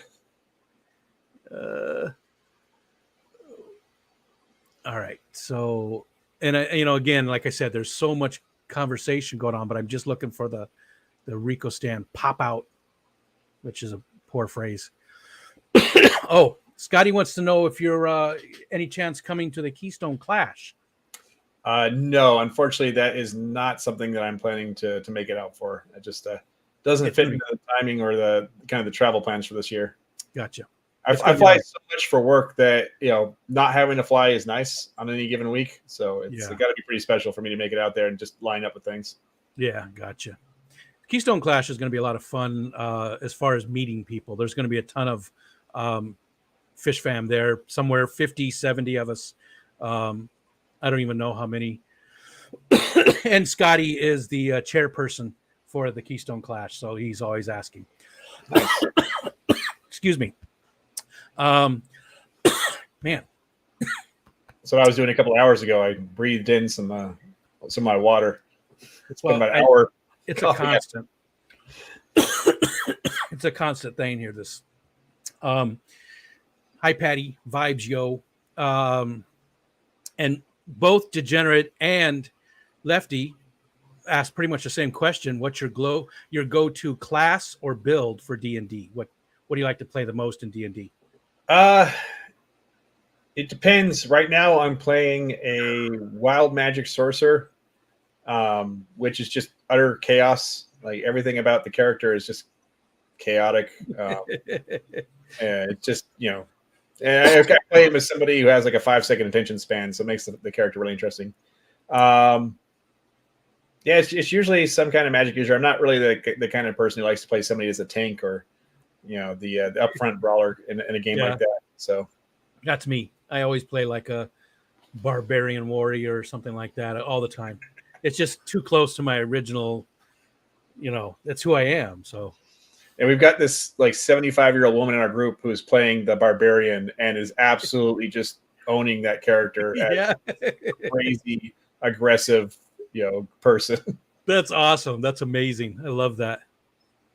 Because I played D&D way back, back before the actual the boxes came out, and I did have the red box and the blue box when those came out. But before that even came out, I played D&D with just the paper stuff that they had.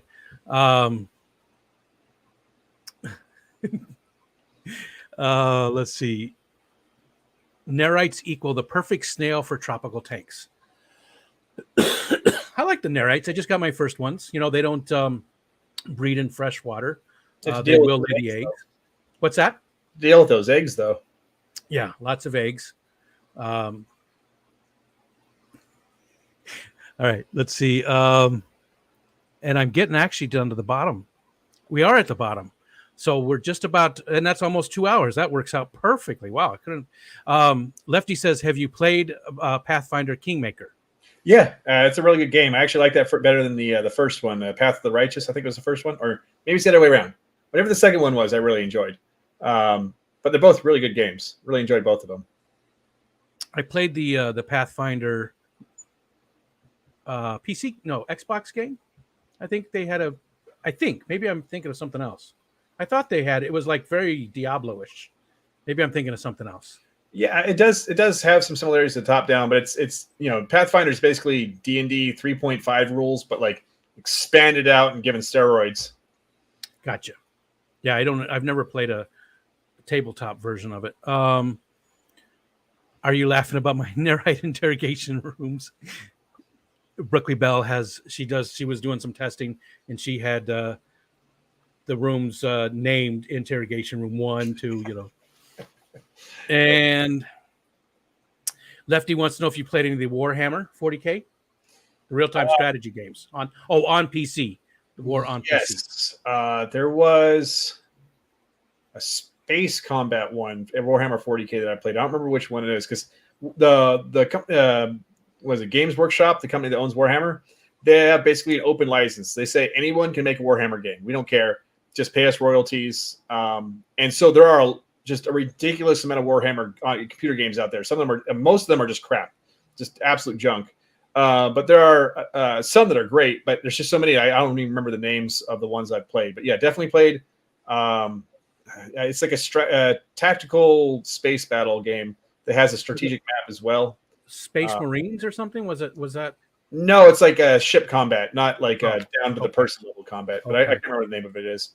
And then of course the Warhammer Total War games, which are not Warhammer 40,000. I really love those as well, especially when they add the maps together. You just get this gigantic strategy game going on.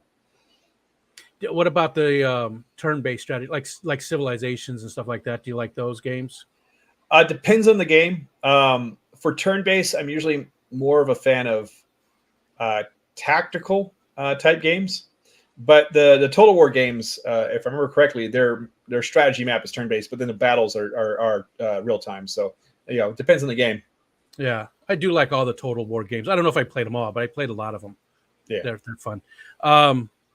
And again, we are getting very close to the end here. So if you've got any questions, let us know. And soon do the @Rico stand. But it seems like it's slowing down.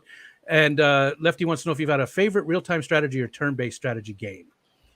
What's your favorite of either one of those two? Okay, so real-time, I mean, it's more of a grand strategy game than a real-time strategy. It'd be probably Europa Universalis. Kind of world-conquering, set in the late Renaissance period, or early Renaissance, I guess. Yeah. If I remember the timing of the game correctly. I get those old games mixed up. Turn-based, again, probably Total War games. If you're going to go down to tactical, then the XCOM games, back to the original XCOM UFO Defense. I had that Oh on the CD where you had to open up the manual to a certain page to get the login for the game because they wouldn't, that was like their security thing back in the day. Yep. The Civilization, the very first Civilization game, had the same thing. You would play a certain amount of turns, and then it would pop up and ask you to look on page whatever of the manual so that you could, I love the Civilization games and played all of them all the way back. I think the third one's actually my favorite. Patty wants to know what state you're from. You're currently Oregon, and California was the original. Currently Washington. Sorry. Yeah. But originally from California. I'm a Southern Californian through and through. Have you played Command and Conquer? Eric Wyrock, very much. Yeah, the Command. Hey, there's Aquafunk. What's up, dude? When I danced on the pole, my name was Warhammer 2. That's great. I like that. Warhammer. It was never mind. I'm not gonna go there. Lefty wants to know if you played the Battlestar Galactica Deadlock. Wow, I don't think I've heard that one. I don't think I've heard of that one. It's a spaceship combat game. You kind of manage a fleet. I played it. I felt like it could have been a lot better, but they did decent. Yeah, they did decent with it. I think it was a really good job for a licensed game. But there are better options out there for that genre. Eric wants to know what your favorite sandwich is. There's no such thing as a good sandwich. It's just a waste of food inside bread. Get rid of the bread, do something else with the stuff inside. I mean, maybe a steak, if you want to consider that a sandwich. I love sandwiches. What about cheese? Do you like cheese? I am like very narrow on that. Like American white cheese is about the only cheese that I really go for intentionally. We were doing so well. I thought we had something going on. Hey, you get into food, I'm going to get very picky. So yeah, that's where you're going to be in the danger zone. I absolutely love cheese, all different kinds.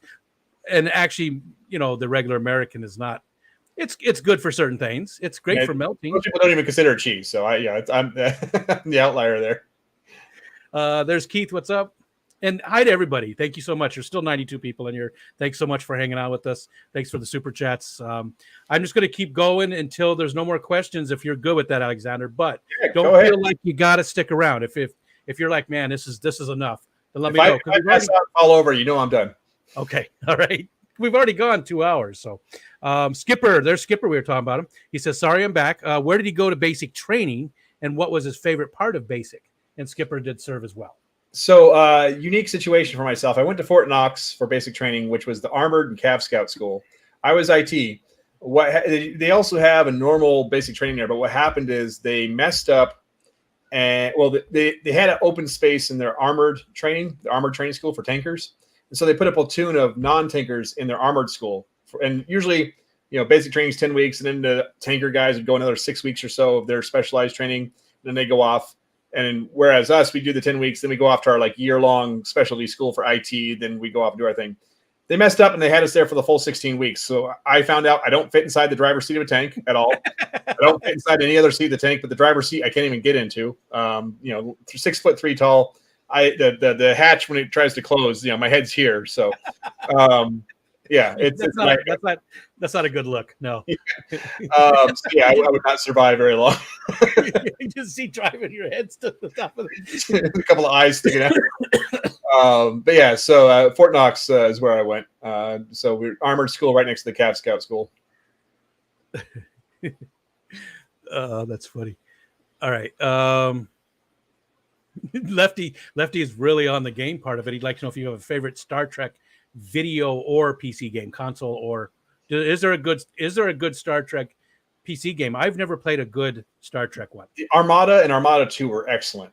Those are really good real-time strategy games that are probably 20 years old now. Actually, I don't even know when those came out, but those were really good. I think there's been enough mods for them released to keep them kind of somewhat up to date. So I really enjoyed those.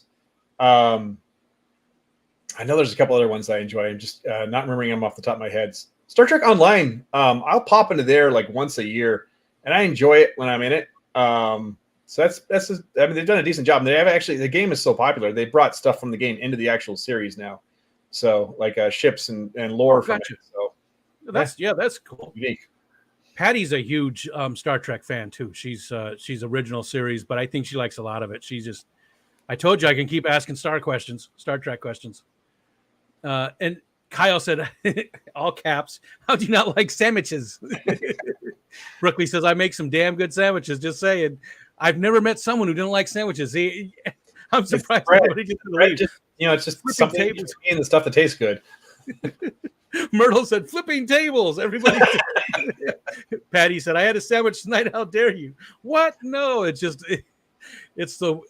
probably what people dislike about you the most is that you don't like sandwiches. I think so. There we go. I finally have my thing. If I could change anything about you, it'd be like friggin' sandwiches. That's what it is. There you go.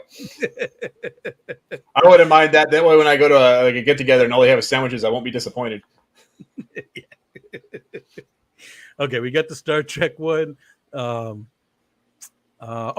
Zen Ginger asked this one quite often. And this is really cool. I love, like Myrtle has his thing. Eric has the thing about sandwiches. Zen Ginger. I like that people have their questions that they continue on from. It's interesting to sort of compare what people say, to have those same questions.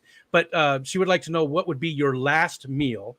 And she says prison rules. So she means what would be the last, the last thing, and it could be anything that you want, regardless of, Oh, I am very basic. It would be just a big steak, it's big ribeye. Just the steak, no any sides. Mashed potatoes would be fine, but if I'm talking, I would probably be hurting by the time I got to them side steak. You and Bob Steam fought. You guys should go out for steak sometime. Yeah, there's a chain, STK. I don't know if you're familiar with it, but yeah, one of the reasons why I'm fat is that restaurant. I go in there and order their like 48-ounce steak and try to finish it. I'm really not. I mean, I like steak, but I'm really not. My wife doesn't do well with red meat, so we rarely have it. So, but I really don't miss it that much. But if I see one, if someone puts it down in front of me, I will mow on it. But Skipper says Fort Knox. That isn't basic training unless it is where I went, Fort Benning. Yeah, I'm sure he's got things to say about Fort Jackson as well. And Aquafunk says Fort Benning, Georgia, baby. If you could live on any, the questions just keep coming in. If you could live on any sci-fi planet, which one would you pick? Oh boy. What's the one where everyone just lives forever? I'd pick that one. I wouldn't mind sticking around as long as I want to. Yeah. So multiples of those across different sci-fi series. But yeah, one of those. Not Logan's Run. No, not Logan's Run. Yeah, that's quite the opposite. It's Yeah. Hey, what is it? 35 or 40? What is the age where they have to go into the machine? Yeah, I think it was even 30, maybe. Yeah, 30, it was somewhere. 30 was Yeah, it was around there. Yeah. Go You in the remember the carrot. movie? I love that movie, and they had a TV show for a short time too. That was one of the movies where it's like I saw it as a kid and I couldn't remember what it was, and then as an adult I'm like, what is that movie I saw? It's really interesting. So I just like was Googling or whatever the thing was at that time, like before Google, like the little gems in the hand. Like, oh, okay, now I got to find this movie. I loved it. It was one of my favorites back then. I don't know why. I don't know what it was. But Scuba Steve would like to know, what do you order from McDonald's? Do you do fast food? I don't order from McDonald's very often. If I do, it's probably just their fries. I do not like their hamburgers at all. The one thing I love about my job, traveling as much as I do, well, not the one thing, but one of the things I love about my job is I get to go down to where In-N-Outs are. So yeah, if there's In-N-Out, I'm happy. Gotcha. And I haven't had that in decades. When I lived in Arizona, we would It hasn't once in a while changed. we'd go. No, I can't imagine they could change it much. I guess they can make it worse, like a lot of the places have. Hi, Mary Page. Thank you, Alexander, for all the help you give the Fish Fam. Listening, lurking, driving home from work. Another thank you to you. Happy to help. Patty likes to know if you were ever part of the Star Trek BBS. We talked about No. Muds stuff. No. I played Muds, more fantasy based, but no, never was on the BBS Star Trek game. ABC Kenny says, does Alexander want a chance to win some rainbow shiners? He's asking because he's doing a giveaway on Saturday. I believe. Oh, my signal dropped. Can you still hear me okay? I still hear you perfectly fine. That's the important part. As long as you can hear me. I don't know why I did it again. It's been doing it. Today's been a bad day.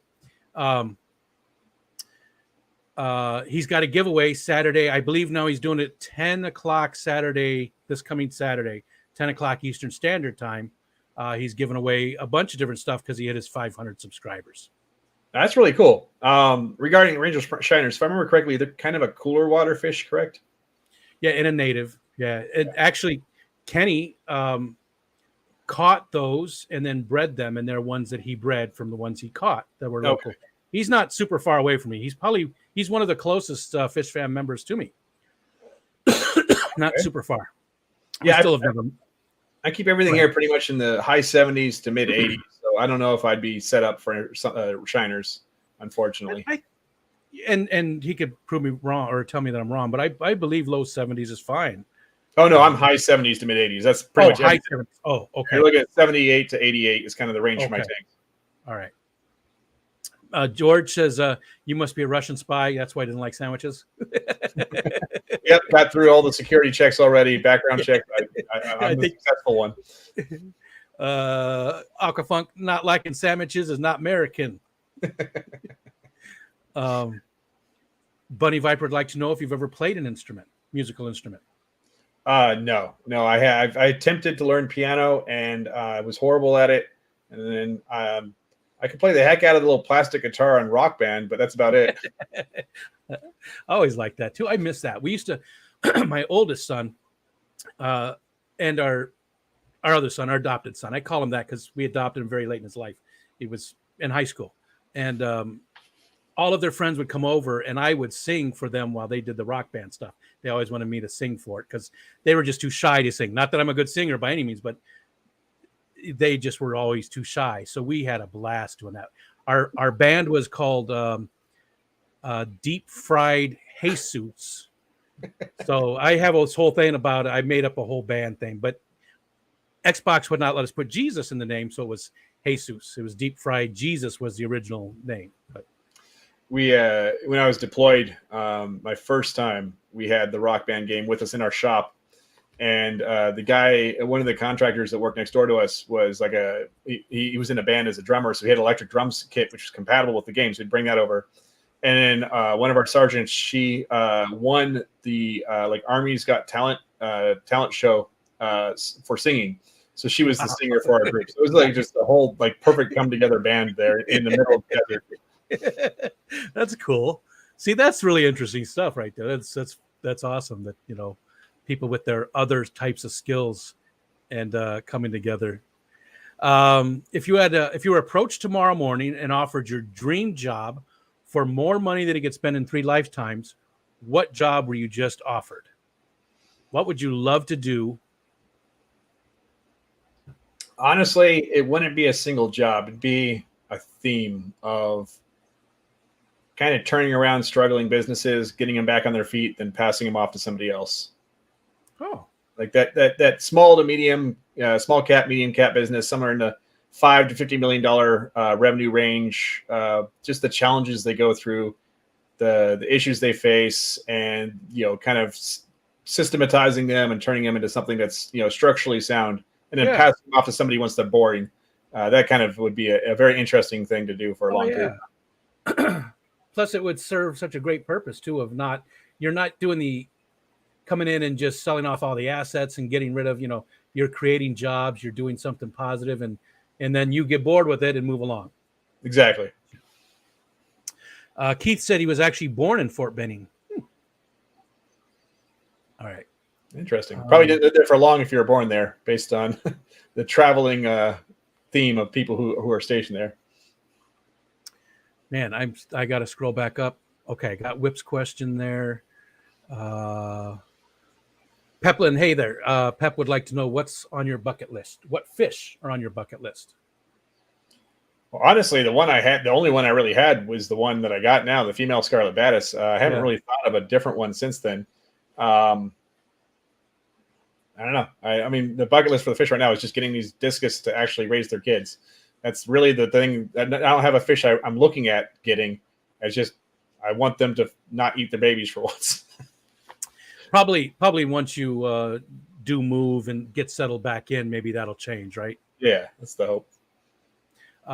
Least favorite and favorite Star Trek film. That's from Lefty again. What was the question?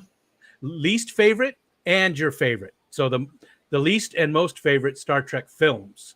Films. Least favorite is a mix between Insurrection and the original Star Trek movie. Those are just bad. Favorite, probably First Contact, which I know is kind of going with the crowd, but yeah, they just did a great job with that movie. I liked Insurrection. See, I told you, I like stuff that most people don't, or I'm just easy when it comes to my entertainment likes and dislikes. I don't know why. I just always been that way. I'm easily entertained with stuff. I can overlook a lot. Well, I'm glad that we have plenty of nerds inside this group. It seems to be my kind of crowd. Yeah, definitely. There's a lot of them. And we do a show, Chattanooga Ed and I do a show called The Geek Out. It usually happens on Mondays, and we just talk about comic books and all kinds of stuff. Excuse me. Nano Aquarium Guy would like to know if you are Marvel or DC.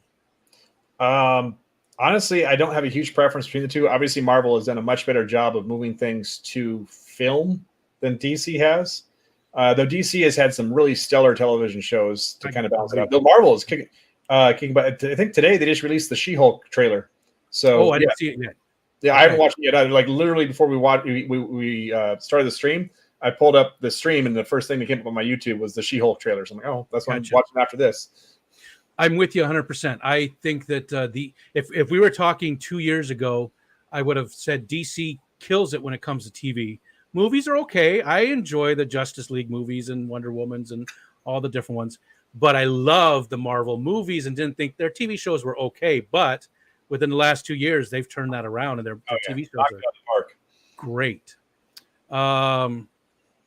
Brooklyn would like to know if you've got any physical talents. And she asked this one too. It's not a naughty question. So like double jointed, contortionist, anything like that. She said, I still don't know how to ask this question right. No.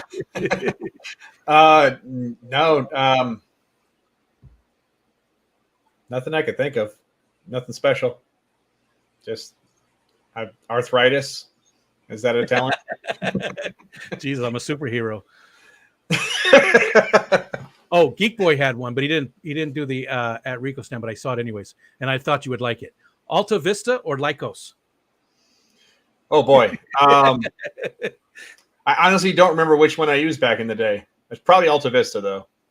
I think Alta Vista was the one I used too. Yeah. Although I think I still have a Lycos email address. Oh wow. And then Hotbot, I think what is it called? That was one of the other search engines that came out, I think, right around the same time. I think you're right. Dredging up old memories here. Let's see. We got that one. Okay. One from Zenny. And again, everybody, if you have questions, please do the at Rico stand so it pops out, because I'm skipping a lot of just comments that you guys are making back and forth and stuff. And I'm sure there's a lot of great content in there, but I'm just looking for the at Rico stand so it pops out for me. Would he rather have the ability to breathe underwater or fly? Oh, fly, 100%. She said flying always wins, but we're fish people, so I wonder. Well, the thing about it is flying gets you access to a lot of places, including the ocean. Breathing underwater, they get you access to, what, 1.5 miles offshore? That's interesting. And then after that, there's, a lot of empty space. So I just think there's a lot more to see with flying. If you were also pressure resistant, so that you could go like in the Mariana Trench, and you'd have to be able to see in the dark, and there's so much more that goes with it. Yeah, but even then, it's just there's not much there. I mean, it's very much a lot of empty nothing with very rarely interspersed with some kind of life. So I would say there's much more interesting to see with flying. But there's no people. There you go. Is that a benefit or a curse? It's a benefit. Excuse me. Lefty would like to know your favorite time period from Star Wars. Star Wars. So my wedding ring had the Imperial logo on it. So definitely the original series or the original trilogy. That's great. And your ex, was she also into Star Wars, or did she just sort of give that the okay? Oh yeah, she was a chemical engineer that worked at the patent office. So yeah, she was just as much a nerd as I was. Okay, gotcha. Chris, multi-tank addiction. Hey, hope you're doing well. He had his gallbladder, right? Or your appendix. I forgot now, Chris. I'm sorry. One of them out. Hope that you're doing okay, and it's good to see you. Oh, okay. I just absolutely hate that it jumps on me. I've got to find. Okay, we got that. All right, there we go. A burger is a sandwich. What else are you going to get at In-N-Out? You know, if you're going to argue that a burger is a sandwich, I'll give you that. But that said, that is not normal bread. There is a different consistency and taste to it. And again, it is getting in the way of the good stuff, but it's, you know, it has a purpose.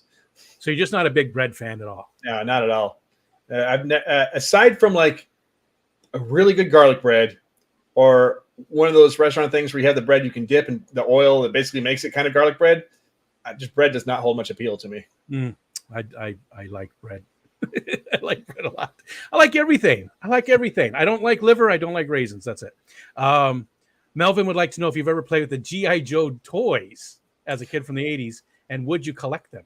No, I never had G.I. Joe. I did have a ton of Legos, though. I had a bin of Legos from random like yard sales that was probably like 3 feet by 2 feet by a foot tall, maybe 2 feet tall. I mean, it was now it'd probably be like $50,000 worth of Legos. Yeah. I had growing up. So I was always just building little Lego things out of the random pieces. I didn't have any kits. It was just thousands of Legos to build everything. And what would you build the most? Cars, spaceships? What kind of stuff would you build a lot? Little cities and like little towns and like or little armies to fight each other. Gotcha. Steven says, "Oh wow, still going this along, but it is 2.5 hours right now." But people keep asking questions, and there's still 84 people watching, so we just keep sort of going. Lefty would like to know if you are a big enough Star Trek nerd to know the episode plot within a minute and also the name of the episode. So if he gave you like the plot, would you be able to know which episode it was from within a minute? I probably would not be able to name an episode. I'm really bad with like connecting names to things. So even something that's like a name of an episode, I probably wouldn't be able to do that. But yeah, if you started the synopsis of an episode, I might be able to tell you the rest of it, maybe. Gotcha. And he sort of, I asked that incorrectly. He sort of asked that too. Much weaker on like Star Trek Enterprise and Voyager than I am in the other ones, but yeah, might be able to. Skipper says he was born in Fayetteville, North Carolina, at Fort Bragg. Kelly Foreman said, "I heard Rico is easy." That's correct. And Lefty said he likes Star Trek Insurrection too. No, sorry. Lefty wants to know if you like planes.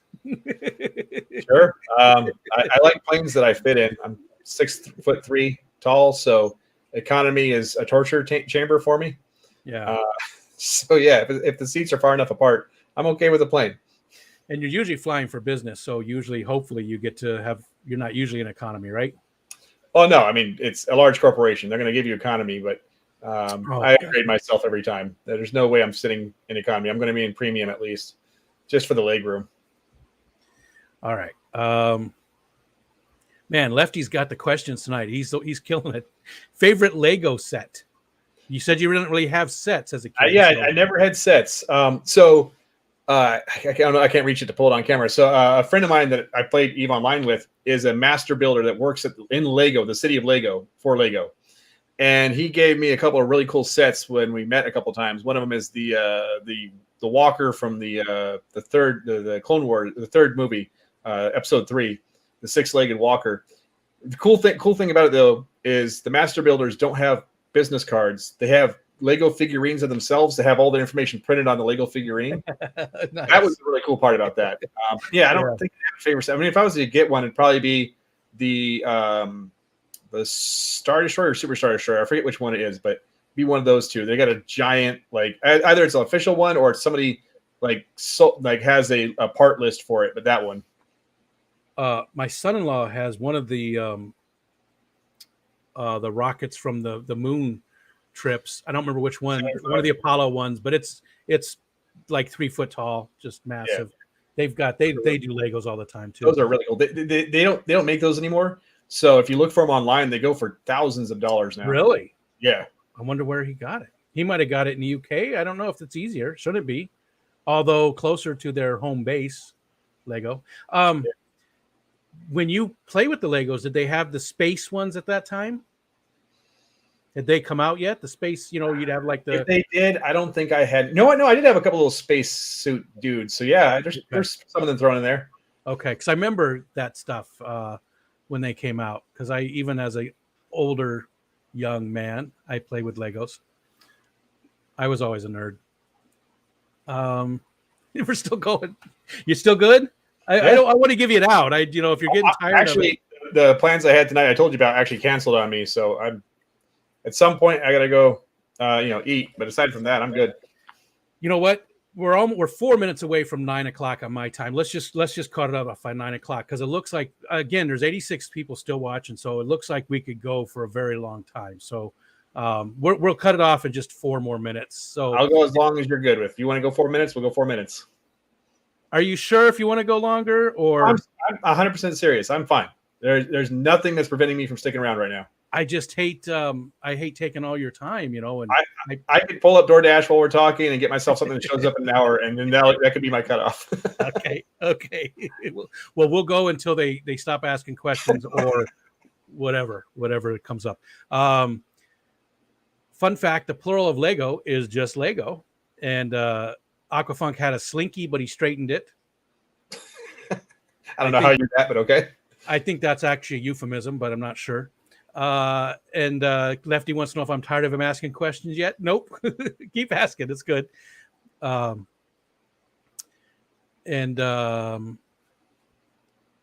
see. Oh, there we go. Kelly Foreman. I came in late, so I apologize. It's been asked. On behalf of the ladies, is Alexander single? Is he looking for love? I guess I'm in that middle ground where I'm legally not single, but on the way there. So it's a for sure thing. That's yeah. So, divorcing. So soon, I guess. It's not fun. Divorce was probably it probably was the worst time of my life was when I went through the divorce. And I was pretty young. I probably was in my mid-20s, I think. And it was definitely the worst time of my life. It was definitely very hard to get through, just everything about it. Yeah, Go ahead. Yeah, I mean, honestly, I would have preferred to have it happen when I was in my 20s because, being 36, like, oh yeah, I got to remember how to date again. Yeah. How does that work? A whole new world. I mean, the dating stuff is totally different. Listening to Shanna when she's talking about, because she's dating and all the trials and tribulations that she's been going through. It does not sound good. It does not sound like a fun time. I can't even imagine. I mean, I'm sure you can still date the way people used to, but so many people are just, if it's all through the apps. All right.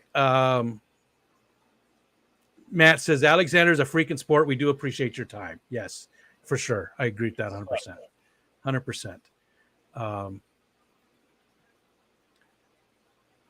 Let's see. Aquafunk's just not right, man. He's just not right.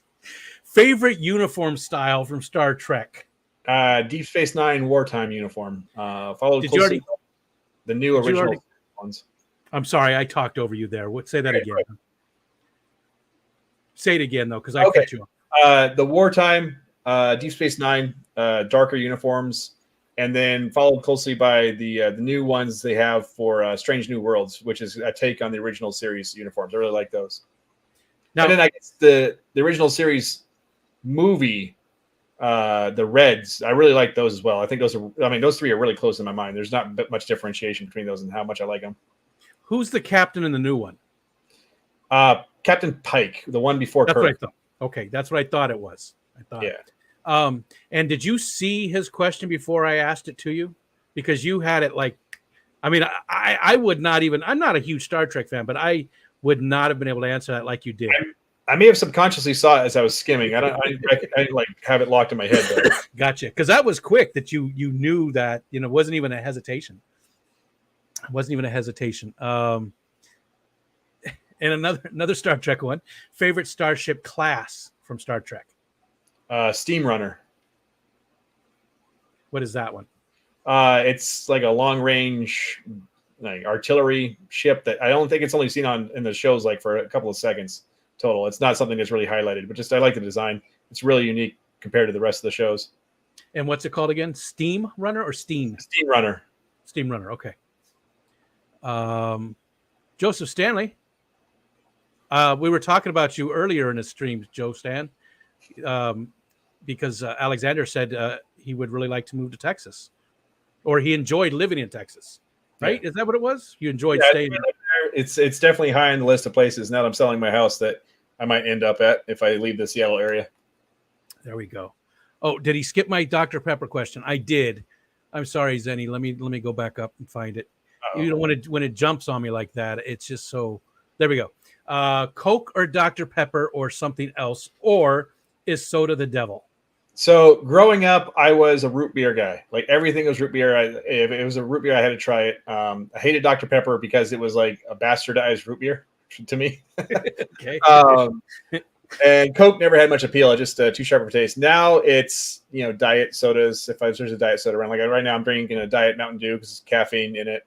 But yeah, it's just diet sodas or, as my ex called it, my dirty milk water, which is just coffee with a lot of milk and sugar in it. Gotcha. What about adult beverages? So I'll drink if the group is drinking, but I don't drink on my own. I honestly just don't like the taste of anything alcoholic. So okay. Yeah, it's not my preference, but I have been absolutely smashed many times in my life, having been in the military. So I've done it all. Yeah. Crawls in Iceland. Don't remember half of those, but I don't seek it out. Gotcha. And that sounds fun. Pub crawls in Iceland. Yeah. That just sounds amazing. Reykjavik's a fun city at night. I would love to go there. It's one of my. It's definitely someplace I'd like to go. Iceland, Greenland, Finland, Sweden, Norway, all of that. I mean, I know these other ones, Iceland, Greenland, are much farther over, but still. Scotty would like to know if you go swimming in a dirty penguin exhibit, because apparently it's the thing to do 2 days in a row. Local kids at work. Oh, because okay, so it's something that happened. So would you go swimming in a dirty penguin exhibit? He's more telling us that occurred because he's volunteer fireman. No, seeing how disgusting the stones are in a penguin exhibit, I don't think I'd want to go in the water. 2 days in a row. Lefty's on a really nerdy kick here, isn't he? Yeah. Well, he's got questions. He's phasers or disruptor. Phasers, I guess. What's a disruptor? Is that from that's all from Star Trek? Disruptors are. Yeah, it's all from Star Trek. I think I like phasers because they at least made an attempt to have something that looked kind of realistic to how it would be in real life when you're just shooting light at something. Yeah. And what do the disruptors look like? Well, we can look at that. I'll look at that later. Joe Stan says, yeah, I should be in all conversations. And I sent you an email too, Joe Stan. Maybe you've already responded to it. I know you were probably busy all day, but I did send you an email. And Lefties wants to know if Imperial Trooper or Clone Trooper. So I'm assuming you mean an Imperial Stormtrooper, not the regular Imperial Troopers. Clone Trooper, because they were actually good at what they did, I guess. The Stormtroopers weren't, but I guess Imperial Trooper, if it's a choice between the three, because they're just normal dudes. That's a good question or good answer. Fishaholic, this one's sort of hard. Fishaholic. just got here, busy at work, and it's good to see you. Lurking while working. Always want to know what Alexander does for a living and how he managed to donate so much money to Fish Fam. Want to know, please. So the best thing, Fishholic, would be to go back and watch the beginning. We did talk about that quite in depth, and he's done quite a few different things. But currently, go ahead. You maybe just talk about HelloFresh real quick for him. Yeah, I'm a regional director with HelloFresh, so you know, I'm not ultra rich or anything like that. You know, I don't have tens of millions of dollars. I just, you know, high income, so I'm able to help out, but there is a budget, so I'm not going to be giving anybody $100,000 or anything like that. So $50,000. We'll see after the house sells. I'm going to be streaming all the time.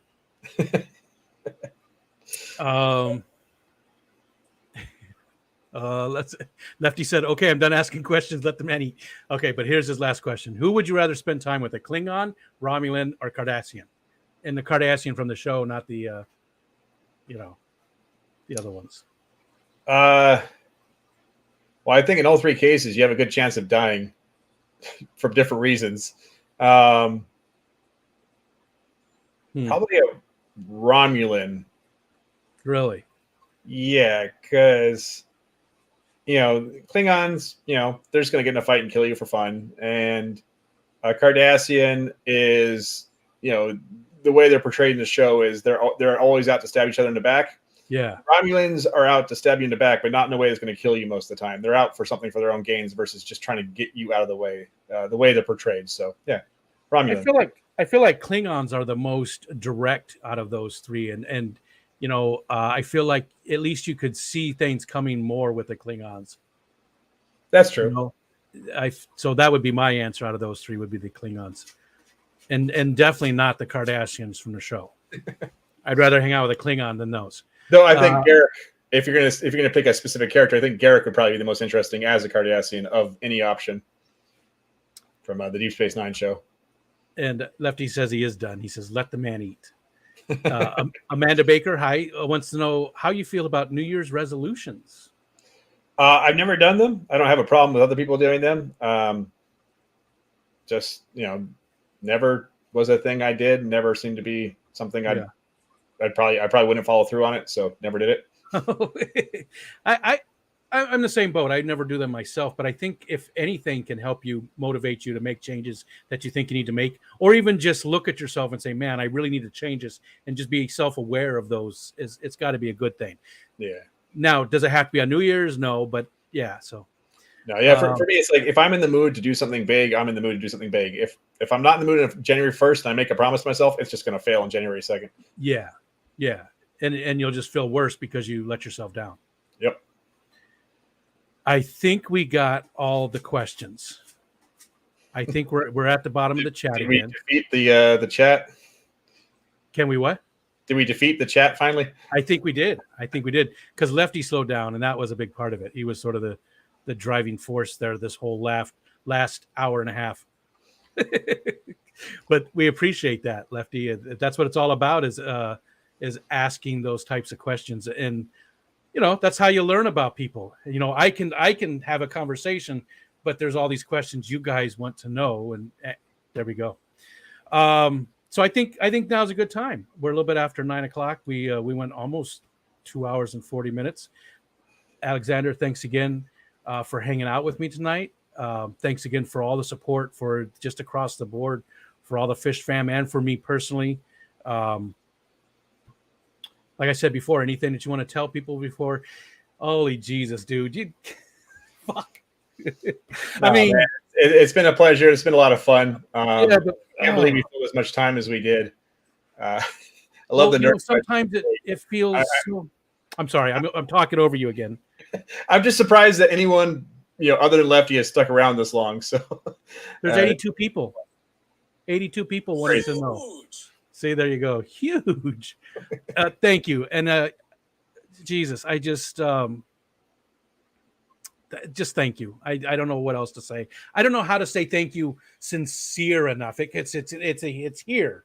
You know, it's coming from here. Thank you. No, this has been great. Appreciate it.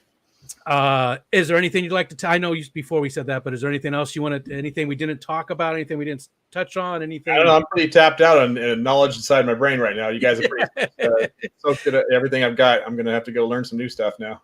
Yeah, they did a good job on digging in. And thanks to the chat, you guys really did. Sometimes it just flows. Every single one of these has been so much fun, so entertaining, so informative, and just awesome. I love doing these. But tonight was a really good one. You guys really, the chat really stepped up and asked a ton of questions. He want to see Rico crying. Yeah, here come the Rico cries. Yep. And again, I'm not, you can make fun of me all you want, people. And I know people really aren't, but I have no problem with crying in front of people. It doesn't bother me in the slightest. So, what did Patty said is HelloFresh hiring remote workers. Yeah, absolutely. She said, I'm kind of not kidding. There are plenty of positions. I mean, I can't tell you what they are off the top of my head because it changes every single day. But yeah, absolutely hiring a lot of remote workers right now. And Patty's all about lots of different positions. I could joke with Patty like that.